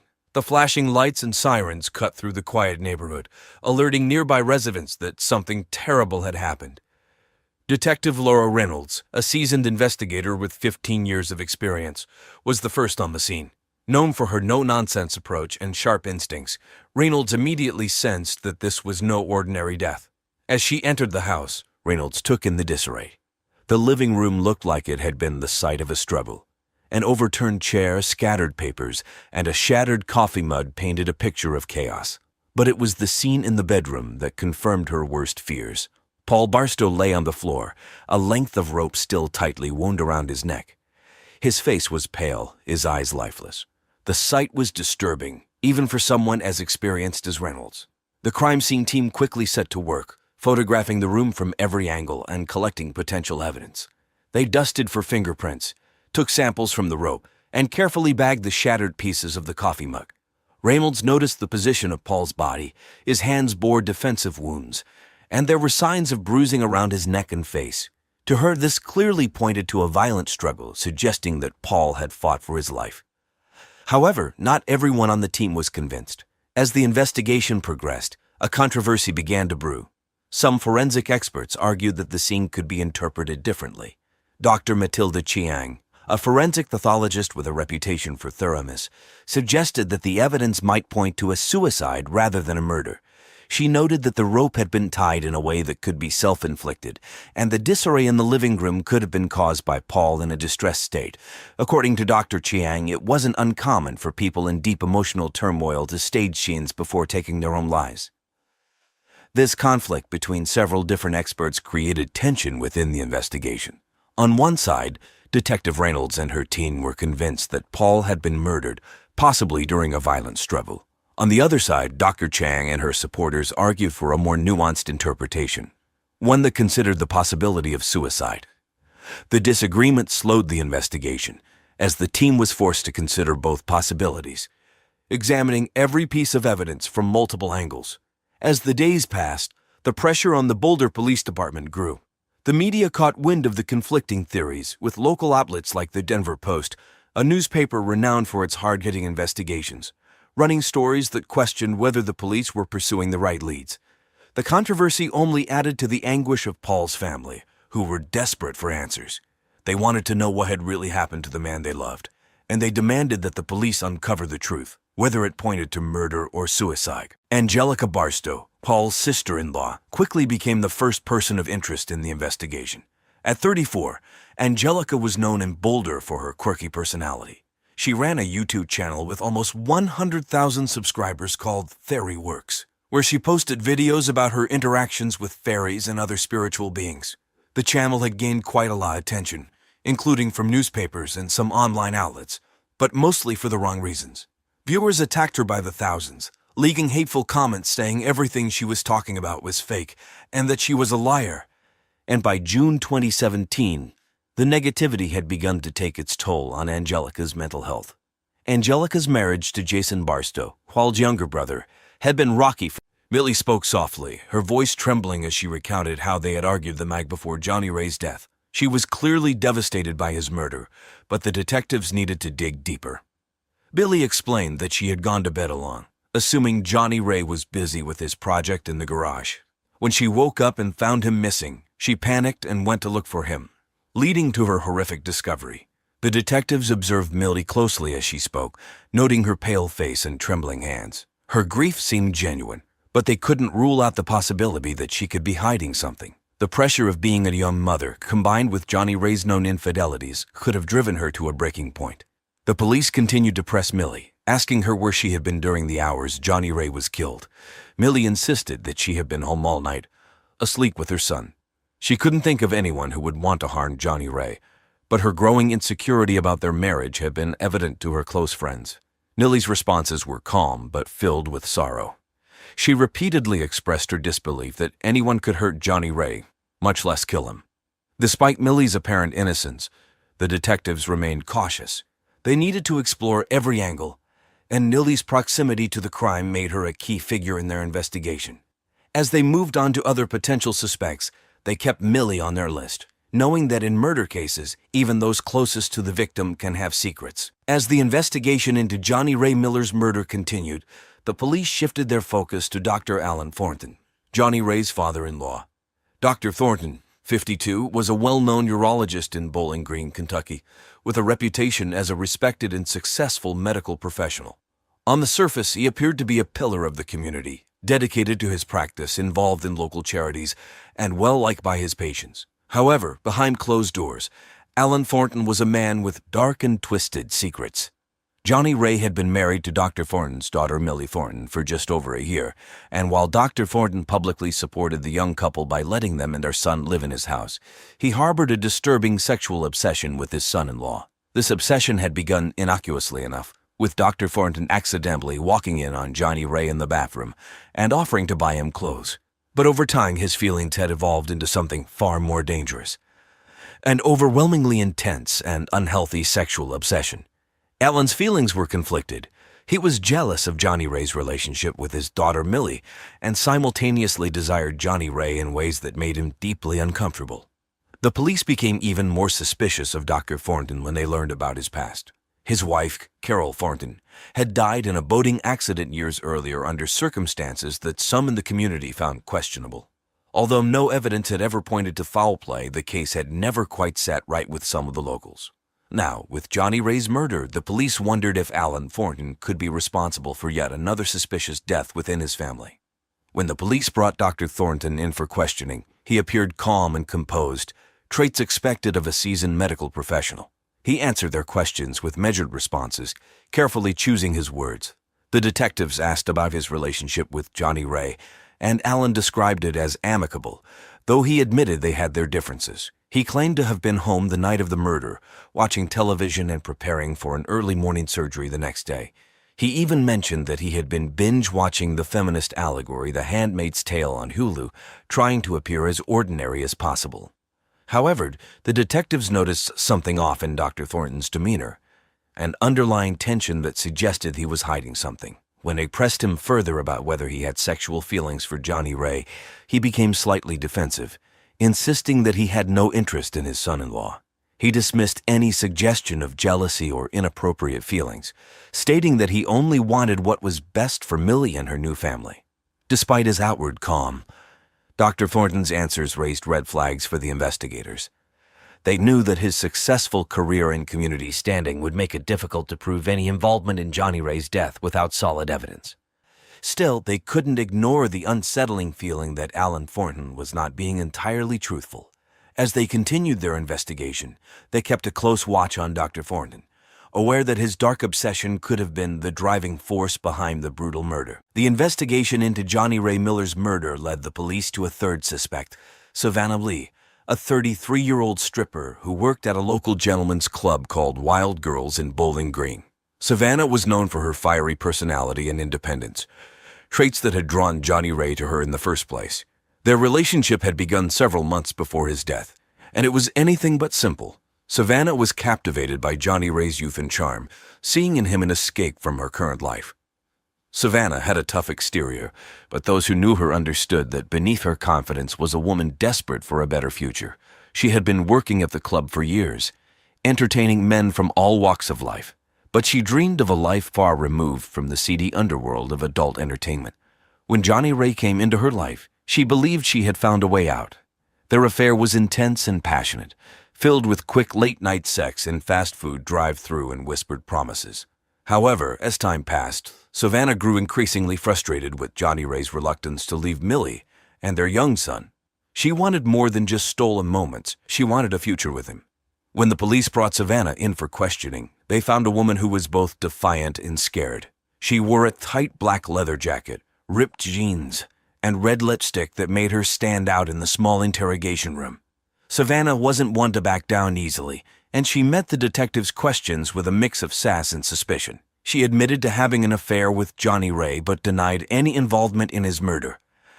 "I banged him like there was nothing left to lose," she insisted, her voice cracking slightly, though she quickly regained her composure. She claimed that she had been at work the night Johnny Ray was killed, providing an alibi that seemed credible on the surface. Despite her tough demeanor, Savannah's eyes betrayed her anxiety. The detectives pressed her on her relationship with Johnny Ray, asking if she had ever threatened him or his family. Savannah scoffed at the idea, but her frustration was palpable. She resented Millie, not because she disliked her personally, but because Millie stood in the way of what she wanted, a life with Johnny Ray. The detectives noted her anger, but couldn't find any solid evidence linking her to the crime. Still, Savannah remained on their radar, a woman whose desire for a better life might have driven her to desperation. As the investigation continued, the police knew they couldn't rule her out just yet. As the investigation into Johnny Ray Miller's murder entered its third week, the Bowling Green Police Department was at a standstill. Despite interrogating several suspects, including Johnny Ray's wife, Millie, his father-in-law, Dr. Alan Thornton, and his lover, Savannah Blee, the detectives hadn't found any solid evidence that pointed directly to the killer. The case seemed to be going cold, and the small Kentucky town was growing anxious for answers. Then, on a humid morning in late May 2018, a breakthrough came. Detective Samuel Branson, who had been poring over the details of the case, decided to revisit the crime scene one more time. He returned to Johnny Ray's garage, hoping to find something, anything, that had been overlooked in the initial investigation. The garage, a cluttered space filled with tools, car parts, and remnants of Johnny Ray's hobbies, had already been combed through multiple times, but Branson was determined not to leave any stone unturned. As he carefully examined the area around the workbench, something caught his eye. Tucked behind a pile of old newspapers was a small, nearly invisible digital recorder. It was a cheap, pocket-sized device, the kind you might pick up at a convenience store. Branson picked it up and immediately realized it could be crucial evidence. The recorder was dusty, as if it had been there for a while, and its battery was nearly dead, but it was intact. Back at the station, Branson and his team played the recording. What they heard sent chills down their spines. The recording captured the sounds of a heated argument between Johnny Ray and another man, whose voice was quickly identified as Dr. Alan Thornton's. The audio was muffled, but it was clear enough to make out several key phrases. Thornton could be telling Johnny Ray, "I want you. I want you in every part of me," and pleading for Johnny Ray to make me the happiest man on earth. The creepy conversation escalated, with Johnny Ray pleading to leave, but the recording abruptly ended before the fabled confrontation. The detectives knew they had found the smoking gun. The recording not only placed Dr. Thornton at the scene of the crime, but also suggested a motive driven by a twisted sense of jealousy and sexual desire. Armed with this new evidence, the police secured a warrant to search Dr. Thornton's home and office. There they discovered more incriminating evidence, including a series of anonymous letters sent to Millie, which they matched to Thornton's handwriting. These letters had been intended to drive a wedge between Johnny Ray and Millie by revealing Johnny Ray's affairs with women, further fueling the doctor's obsessive and dangerous sexual feelings toward his son-in-law. The discovery of the digital recorder was the turning point in the investigation. It gave the police the evidence they needed to move forward with the case and finally bring Johnny Ray's killer to justice. As they prepared to confront Dr. Thornton, they knew they were closing in on a man whose obsession had spiraled into murder. On May 28, 2018, the Bowling Green Police Department made their move. Armed with the digital recording that implicated Dr. Alan Thornton in Johnny Ray Miller's murder, they arrived at Thornton's upscale suburban home early in the morning. The neighborhood was quiet. The only sounds were the chirping of birds and the occasional bark of a distant dog. But inside the Thornton household, chaos was about to erupt. Dr. Thornton, 52, was a well-known and respected urologist in Bowling Green, Kentucky. To the public, he was the picture of professionalism, a devoted father and community leader. But the police have uncovered a darker side, revealing his unhealthy sexual obsession with his son-in-law, Johnny Ray. The evidence suggested that Thornton's jealousy and rage had driven him to commit the brutal murder, and now the time had come to bring him to justice. As the police knocked on the front door, Thornton answered, still dressed in his pajamas. He seemed calm at first, but that quickly changed when the officers informed him they had a warrant for his arrest. The color drained from his face, and he stumbled back, muttering, "This can't be happening." The officers moved swiftly, handcuffing him and reading him his rights as Millie and her son Royal looked on in shock from the hallway. The arrest was a significant moment for the detectives who had worked tirelessly on the case. Thornton was taken to the station, where he was formally charged with first-degree murder. During the interrogation, he initially tried to maintain his innocence, but the weight of the evidence against him was overwhelming. When confronted with the digital recording, his composure cracked. Thornton's face twisted with emotion as he listened to his own voice yearning for Johnny Ray, and he eventually broke down. He admitted that his sexual feelings for Johnny Ray had become uncontrollable. Thornton had been desirous of Johnny Ray's youth and charm, qualities he both desired and resented. When Johnny Ray's relationship with Millie showed signs of strain, Thornton saw an opportunity. He sent anonymous letters to Millie, hoping to sabotage their marriage and manipulate Johnny Ray into a more dependent sexual relationship. But when Johnny Ray refused Thornton's pleas for sex, the doctor's anger boiled over, leading to the violent confrontation in the garage. The news of Thornton's arrest spread quickly through Bowling Green. The Miller family, devastated by the loss of Johnny Ray, were both relieved and horrified by the revelation. Millie, who had loved and trusted her father, was shattered by the truth. As Thornton was taken away, she knew her life would never be the same. The once respected doctor had been unmasked as a murderer, and the town of Bowling Green would never forget the tragedy that unfolded in their midst. The trial of Dr. Alan Thornton began on November 5, 2018 in Warren County Circuit Court. The case had captured the attention of the entire community, with many in Bowling Green shocked by the revelations about the well-known doctor. The courtroom was packed as both the prosecution and defense presented their cases. The prosecution was led by Assistant District Attorney Laura Shepard, a seasoned prosecutor known for her tough, no-nonsense approach. Shepard, 44, laid out a compelling case against Dr. Thornton, emphasizing the premeditated nature of the crime. She argued that Thornton's jealousy and obsession with Johnny Ray Miller had driven him to commit murder. Shepard highlighted the anonymous letters sent to Millie and the digital recording as key pieces of evidence, showing that Thornton had meticulously planned to break up his daughter's marriage. She described Thornton as a man consumed by his twisted desires, ultimately leading him to kill the young father in a fit of rage. On the other side, the defense was handled by attorney Mark Preston, 50, a well-respected figure in Bowling Green's legal community, known for his calm demeanor. Preston argued that Thornton had acted in a moment of temporary insanity, claiming that the doctor's actions were the result of an emotional breakdown rather than a calculated plan. He suggested that Thornton's mental state had deteriorated, causing him to lose control. Preston tried to cast doubt on the prosecution's case by questioning the reliability of the digital recording and suggesting that Thornton's actions might have been influenced by stress rather than deliberate intent. Throughout the trial, Johnny Ray's family, including his wife Millie and their young son Royal, sat in the courtroom. They were visibly emotional as they listened to the details of Johnny Ray's murder. Millie, in particular, struggled to hold back tears as she heard about the extent of her father's betrayal. After several days of testimony, the jury deliberated for just under 4 hours before returning with a verdict. Dr. Alan Thornton was found guilty of first-degree murder. The verdict was met with relief and sadness by Johnny Ray's family and friends. The judge sentenced Thornton to life in prison without the possibility of parole, ensuring that he would pay for the brutal crime. The trial had a profound effect on the Bowling Green community. It was a harsh reminder of how hidden obsessions and betrayals can lead to devastating consequences. For Johnny Ray's family, the verdict provided some measure of justice, but the loss of their loved one would remain a deep wound. In the aftermath of Dr. Alan Thornton's trial, life in Bowling Green slowly began to return to normal, though the impact of the case was deeply felt by everyone involved. Dr. Thornton, now serving a life sentence without parole at the Kentucky State Penitentiary, faced a life of isolation and regret. His once respected medical career was over, and he had become a pariah in his community. The prison environment was harsh, and Thornton struggled to adapt to the new reality of his life behind bars. He was placed in solitary confinement for his own protection, given the high-profile nature of his crime. His family remained supportive but faced their own struggles. The scandal had shattered their lives, leaving them to cope with the shame and isolation that came with Thornton's conviction. For Millie Thornton, the trial had been a devastating experience. As she tried to rebuild her life, she focused on caring for her young son, Royal, and finding some sense of normalcy. Millie continued to live in Bowling Green but found it difficult to escape the shadow of the tragedy that had unfolded. She was often seen in public with a somber expression, grappling with the dual burden of grief for her husband and betrayal by her father.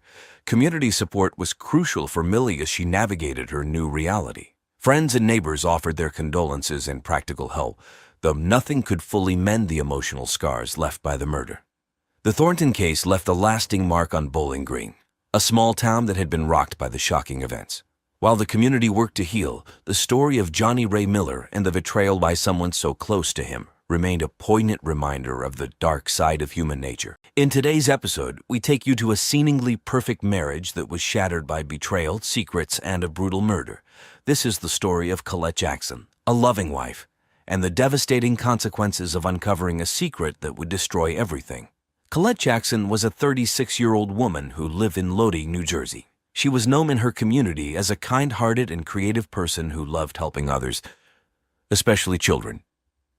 Colette worked as an art teacher in a local school where she taught disadvantaged kids. She believed that art could make a difference in the lives of children who didn't have much else to turn to.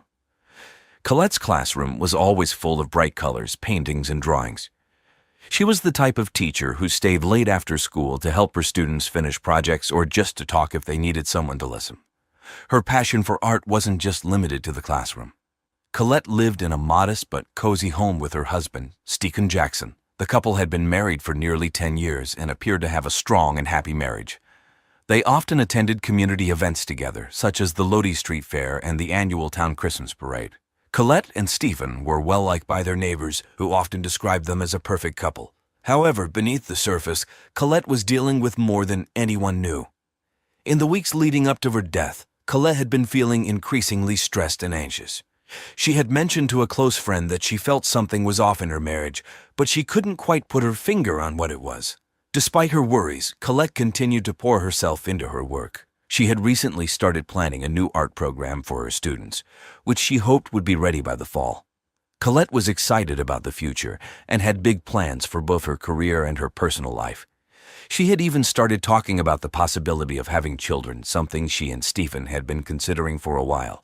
But Colette's dreams and plans would never come to fruition. She was unaware that her life was about to be tragically cut short, and the secrets that had been hidden for so long would soon come to light, changing everything. On the morning of August 14, 2013, the peaceful suburb of Lodi, New Jersey, was shaken by a horrifying discovery. At around 9:30 a.m., Angela Lagrima, a close friend of Colette Jackson, arrived at the Jackson home for their regular coffee date. Angela and Colette had been friends for years, often spending time together chatting about life, work, and their mutual love for art. That morning, Angela expected nothing more than a relaxing visit with her friend. But as she approached the house, she noticed that something seemed off. The curtains were drawn, and the front door, usually open to let in the morning light, was tightly shut. When Angela entered the living room, she was met with a scene that would haunt her forever. Colette was lying on the floor, her throat slit so deeply that her neck was nearly severed. Blood had cooled around her, staining the carpet a dark red. The sight was so shocking that Angela froze, unable to comprehend what she was seeing. After a few moments, she snapped out of her shock and frantically dialed 911, her hands shaking so badly that she nearly dropped the phone. Angela's voice was barely steady as she spoke to the emergency operator, describing what she had found. Her mind raced as she tried to make sense of what had happened. She couldn't believe that her friend, the kind and gentle Colette, had met such a violent end. The operator instructed Angela to wait outside until the police arrived, which she did, standing on the front lawn, numb and in disbelief. As she waited, Angela couldn't help but think about the last time she had seen Colette, just a few days earlier. They had met up for lunch at a local diner, talking and laughing as they always did. Colette had seemed a bit tired, but otherwise fine. Now, just days later, she was gone, and the life she had been so passionate about had been brutally taken from her. The Lodi Police Department received the 911 call at 9:45 a.m. on August 14, 2013.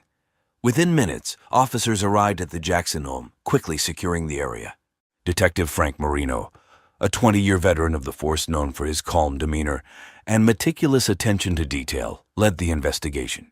Marino had seen his share of crime scenes, but the brutality of this one struck him immediately. As the police entered the house, they were met with the stark contrast between the cozy, lived-in space and the gruesome scene in the living room. Colette Jackson's lifeless body lay on the floor, surrounded by a pool of blood that had soaked into the carpet. Her throat had been slit with such force that it nearly severed her neck. The blood spatter on the walls and nearby furniture indicated a violent struggle. Marino took a moment to absorb the scene before instructing his team to begin the investigation. The crime scene was treated with the utmost care. The detectives worked methodically, photographing every angle of the room and collecting evidence.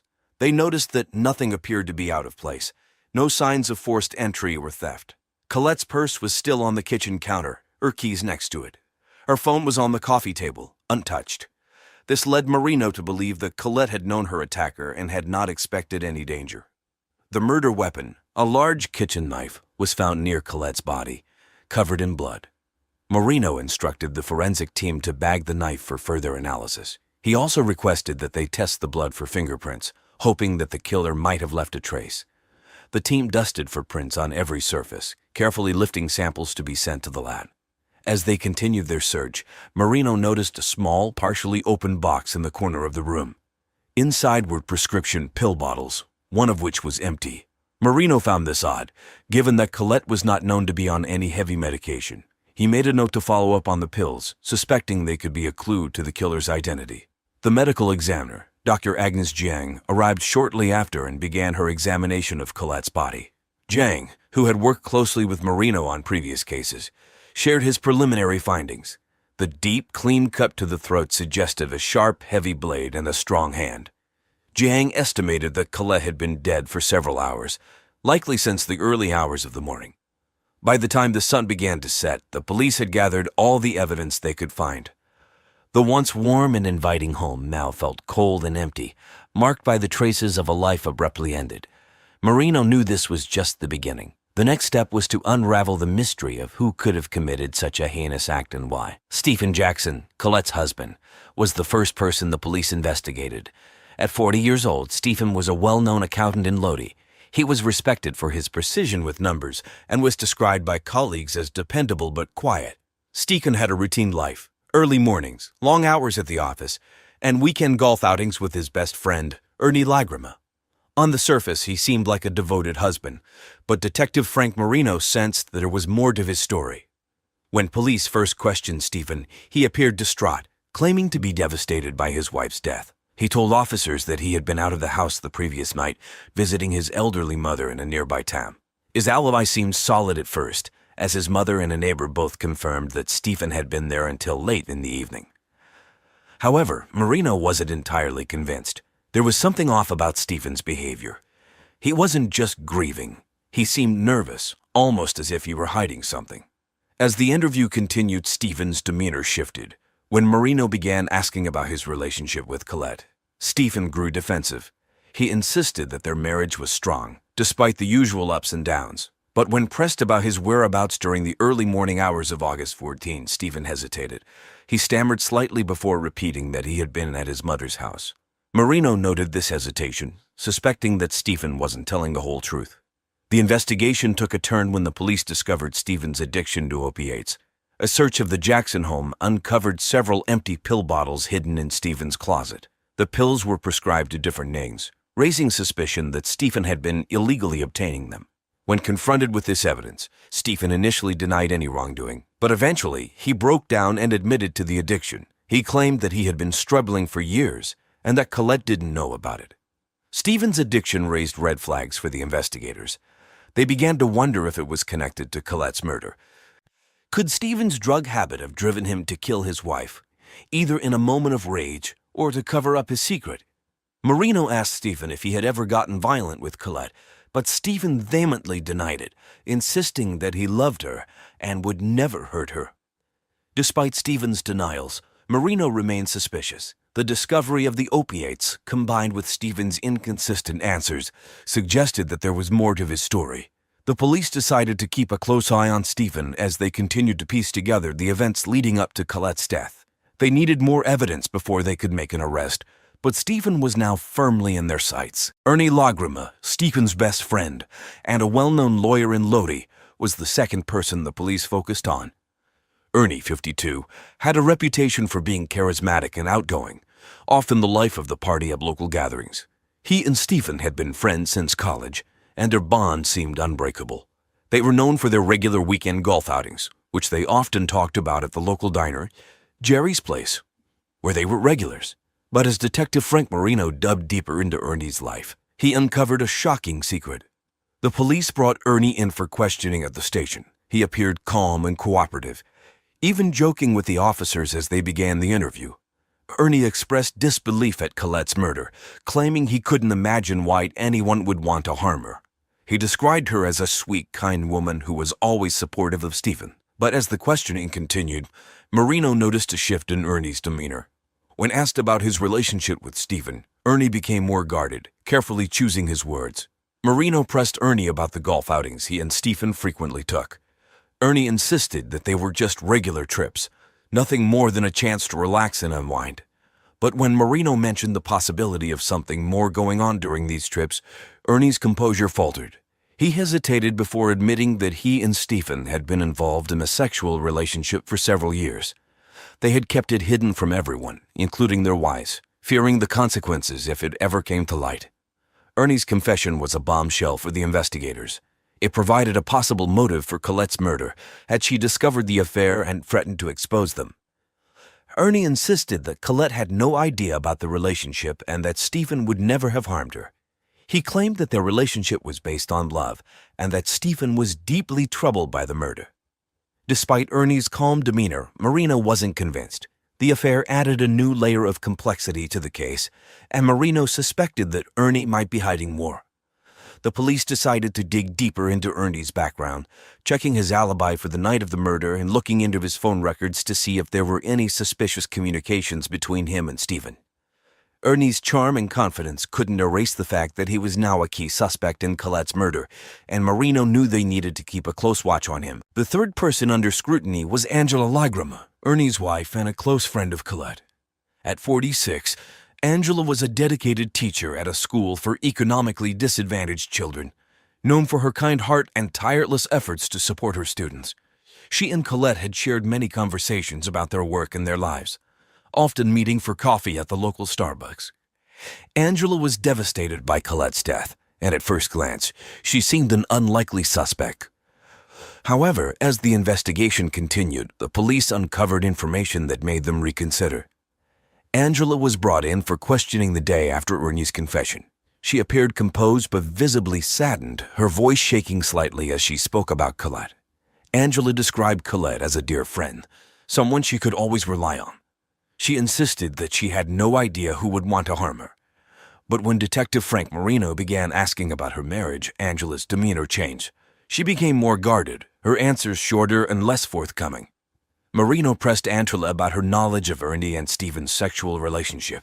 To the surprise of the investigators, Angela admitted that she had known about the affair for some time. She explained that she had discovered them together about a year earlier, coming home early from a friend's wedding to find them curled up together in her bed. Angela said she was shocked at first, but decided against confronting Ernie. She said decided to accept it. She told the detectives that she believed in the saying different strokes for different folks, and had chosen not to interfere. This revelation cast Angela in a new light. If she had known about the affair, could she have been motivated by jealousy or anger? Marino asked if she had ever discussed the relationship with Colette, but Angela insisted that she had kept it to herself, not wanting to hurt her friend. She claimed that she had made peace with the situation and had no reason to harm Colette.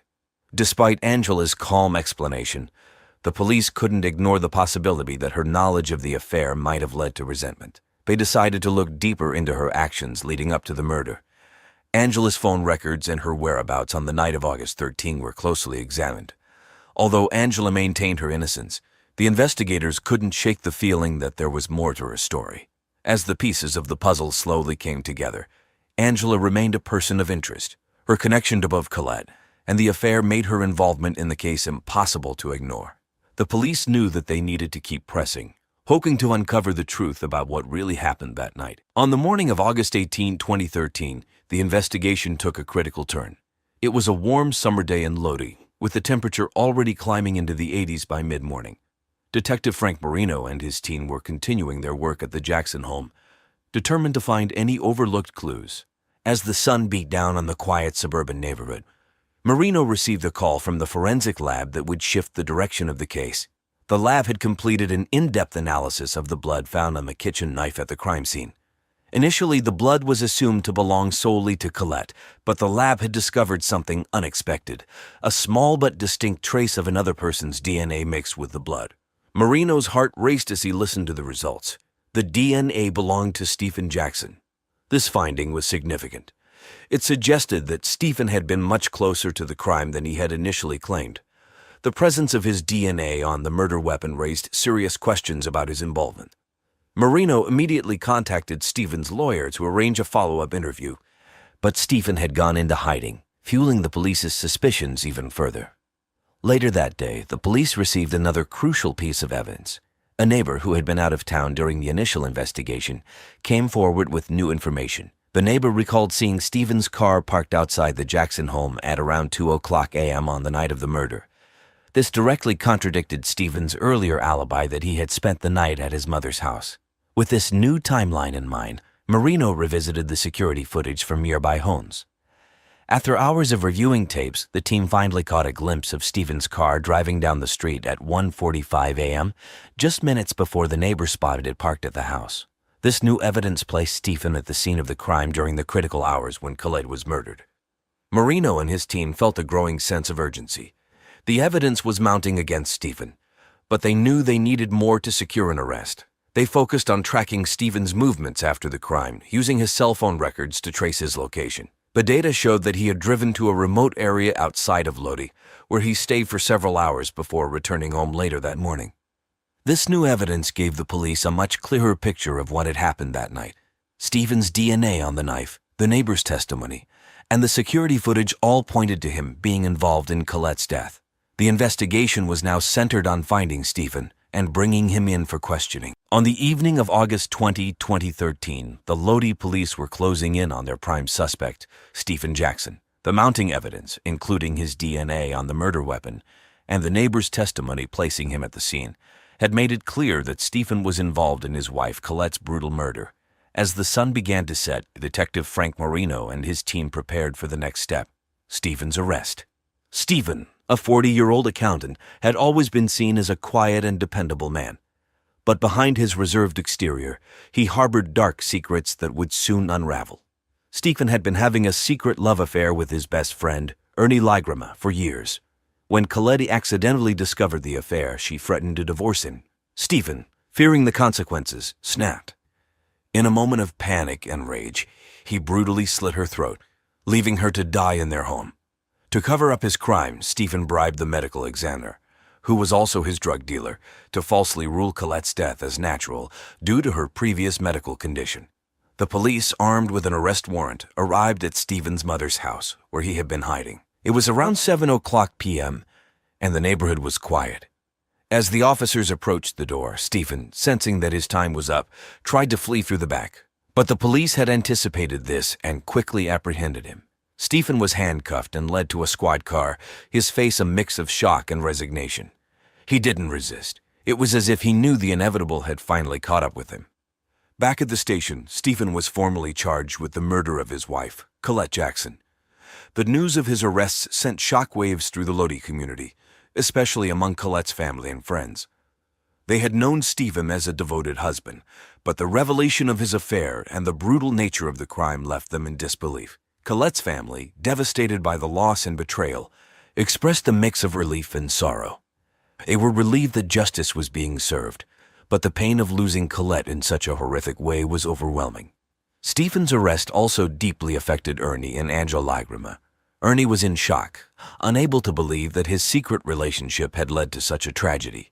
Angela, who had urged Stephen to confess, was heartbroken but stood by her husband, believing that he had never intended for things to end this way. As Stephen was processed and led to his cell, Marino knew the case was far from over. The trial would be the next battle, and it was clear that this story was far from its conclusion. Stephen Jackson's trial began in January 2014, drawing significant attention from the local community and media. The courtroom was packed with reporters and onlookers, all eager to see how the case would unfold. The prosecution, led by District Attorney Linda Caruso, 45, was determined to secure a conviction. Caruso was known for her fierce dedication to justice and had built a strong case against Stephen. She argued that Stephen had committed premeditated murder driven by fear and desperation after Colette discovered his affair with Ernie Lagrima. Caruso painted a picture of a man who would stop at nothing to keep his secret life hidden, even if it meant killing his wife. The defense, led by Stephen's attorney, Michael Friedman, 50, took a different approach. Friedman was a seasoned lawyer with a reputation for taking on challenging cases. He argued that Stephen's actions were not premeditated but the result of a momentary lapse in judgment. Friedman claimed that Stephen had acted in a fit of rage and panic, not with the intent to kill. He pointed to Stephen's clean criminal record and his role as a devoted husband and father, suggesting that this crime was out of character and not deserving of a harsh sentence. Throughout the trial, Colette's family sat in the front row, their emotions visible as they listened to the testimony. Her mother, Nancy, often wept quietly, while her father, Robert, stared straight ahead, his face a mask of grief. They had lost a daughter, and now they were witnessing the man who had taken her from them try to avoid full responsibility for his actions. The jury deliberated for 3 days before reaching a verdict. On February 15, 2014, they found Stephen Jackson guilty of second-degree murder. The courtroom was silent as the verdict was read, the weight of the decision hanging heavy in the air. Caruso, satisfied with the outcome, believed that justice had been served, although she had hoped for a first-degree conviction. During the sentencing, Stephen was given 25 years to life in prison. The sentence was met with mixed reactions. Colette's family felt that it was not enough, believing that Stephen should have received a harsher punishment for the brutal way he had taken Colette's life. Ernie Lagrima, who had attended every day of the trial, looked devastated, knowing that their affair had led to such a tragic end. Angela, who had urged Stephen to confess, remained by her husband's side, but the toll of the trial and the sentencing was clear on her face. As Stephen was led away, the courtroom slowly emptied, leaving behind the echoes of a trial that had torn apart families and shaken a community. After Stephen Jackson's conviction, life changed dramatically for everyone involved. Colette's family tried to rebuild their lives, but the pain of losing her in such a violent way left a permanent scar. Her parents found solace in the support of friends and the community, but the loss of their daughter was a burden they would carry forever. They started a foundation in Colette's name, aimed at helping survivors of domestic violence, hoping to prevent others from suffering the same fate. Ernie Lagrima's life was also deeply affected. The affair that had once been his secret became public knowledge, and he faced harsh judgment from the community. Ernie, once a well-respected lawyer, found his reputation in ruins. He struggled to continue practicing law and eventually closed his practice, unable to escape the shadow of the trial. The guilt he felt over his role in the events that led to Colette's death was overwhelming. He withdrew from public life, spending most of his time in solitude, haunted by the choices he had made. Angela Lagrima, Ernie's wife, remained by his side, but their relationship was forever altered. Angela had been the one to encourage Stephen to confess, believing it was the right thing to do. However, the public scrutiny and the weight of the scandal strained their marriage. The couple moved away from Lodi, seeking a fresh start in a new town where they could leave the past behind. Despite the challenges, Angela remained committed to rebuilding their life together. though it was clear that the events had left a deep impact on both of them. Detective Frank Marino, who had led the investigation, continued his work with the Lodi Police Department. The case had been one of the most challenging of his career, and while he was proud of bringing Stephen to justice, the brutality of the crime and the pain it caused the families involved stayed with him. Marino became more vocal about the importance of mental health support for law enforcement officers, recognizing the toll that such cases could take on those tasked with solving them. Stephen Jackson, now serving his sentence in a state prison, adjusted to life behind bars. He spent much of his time in isolation, reflecting on the choices that had led him there. Stephen was a model prisoner, but the weight of his actions hung heavy on him. He occasionally received letters from Angela, who continued to check in on him, but he had little contact with the outside world. His life, once marked by a stable career and a seemingly happy marriage, was now defined by the walls of his cell and the knowledge that he had destroyed not only his life but the lives of those around him.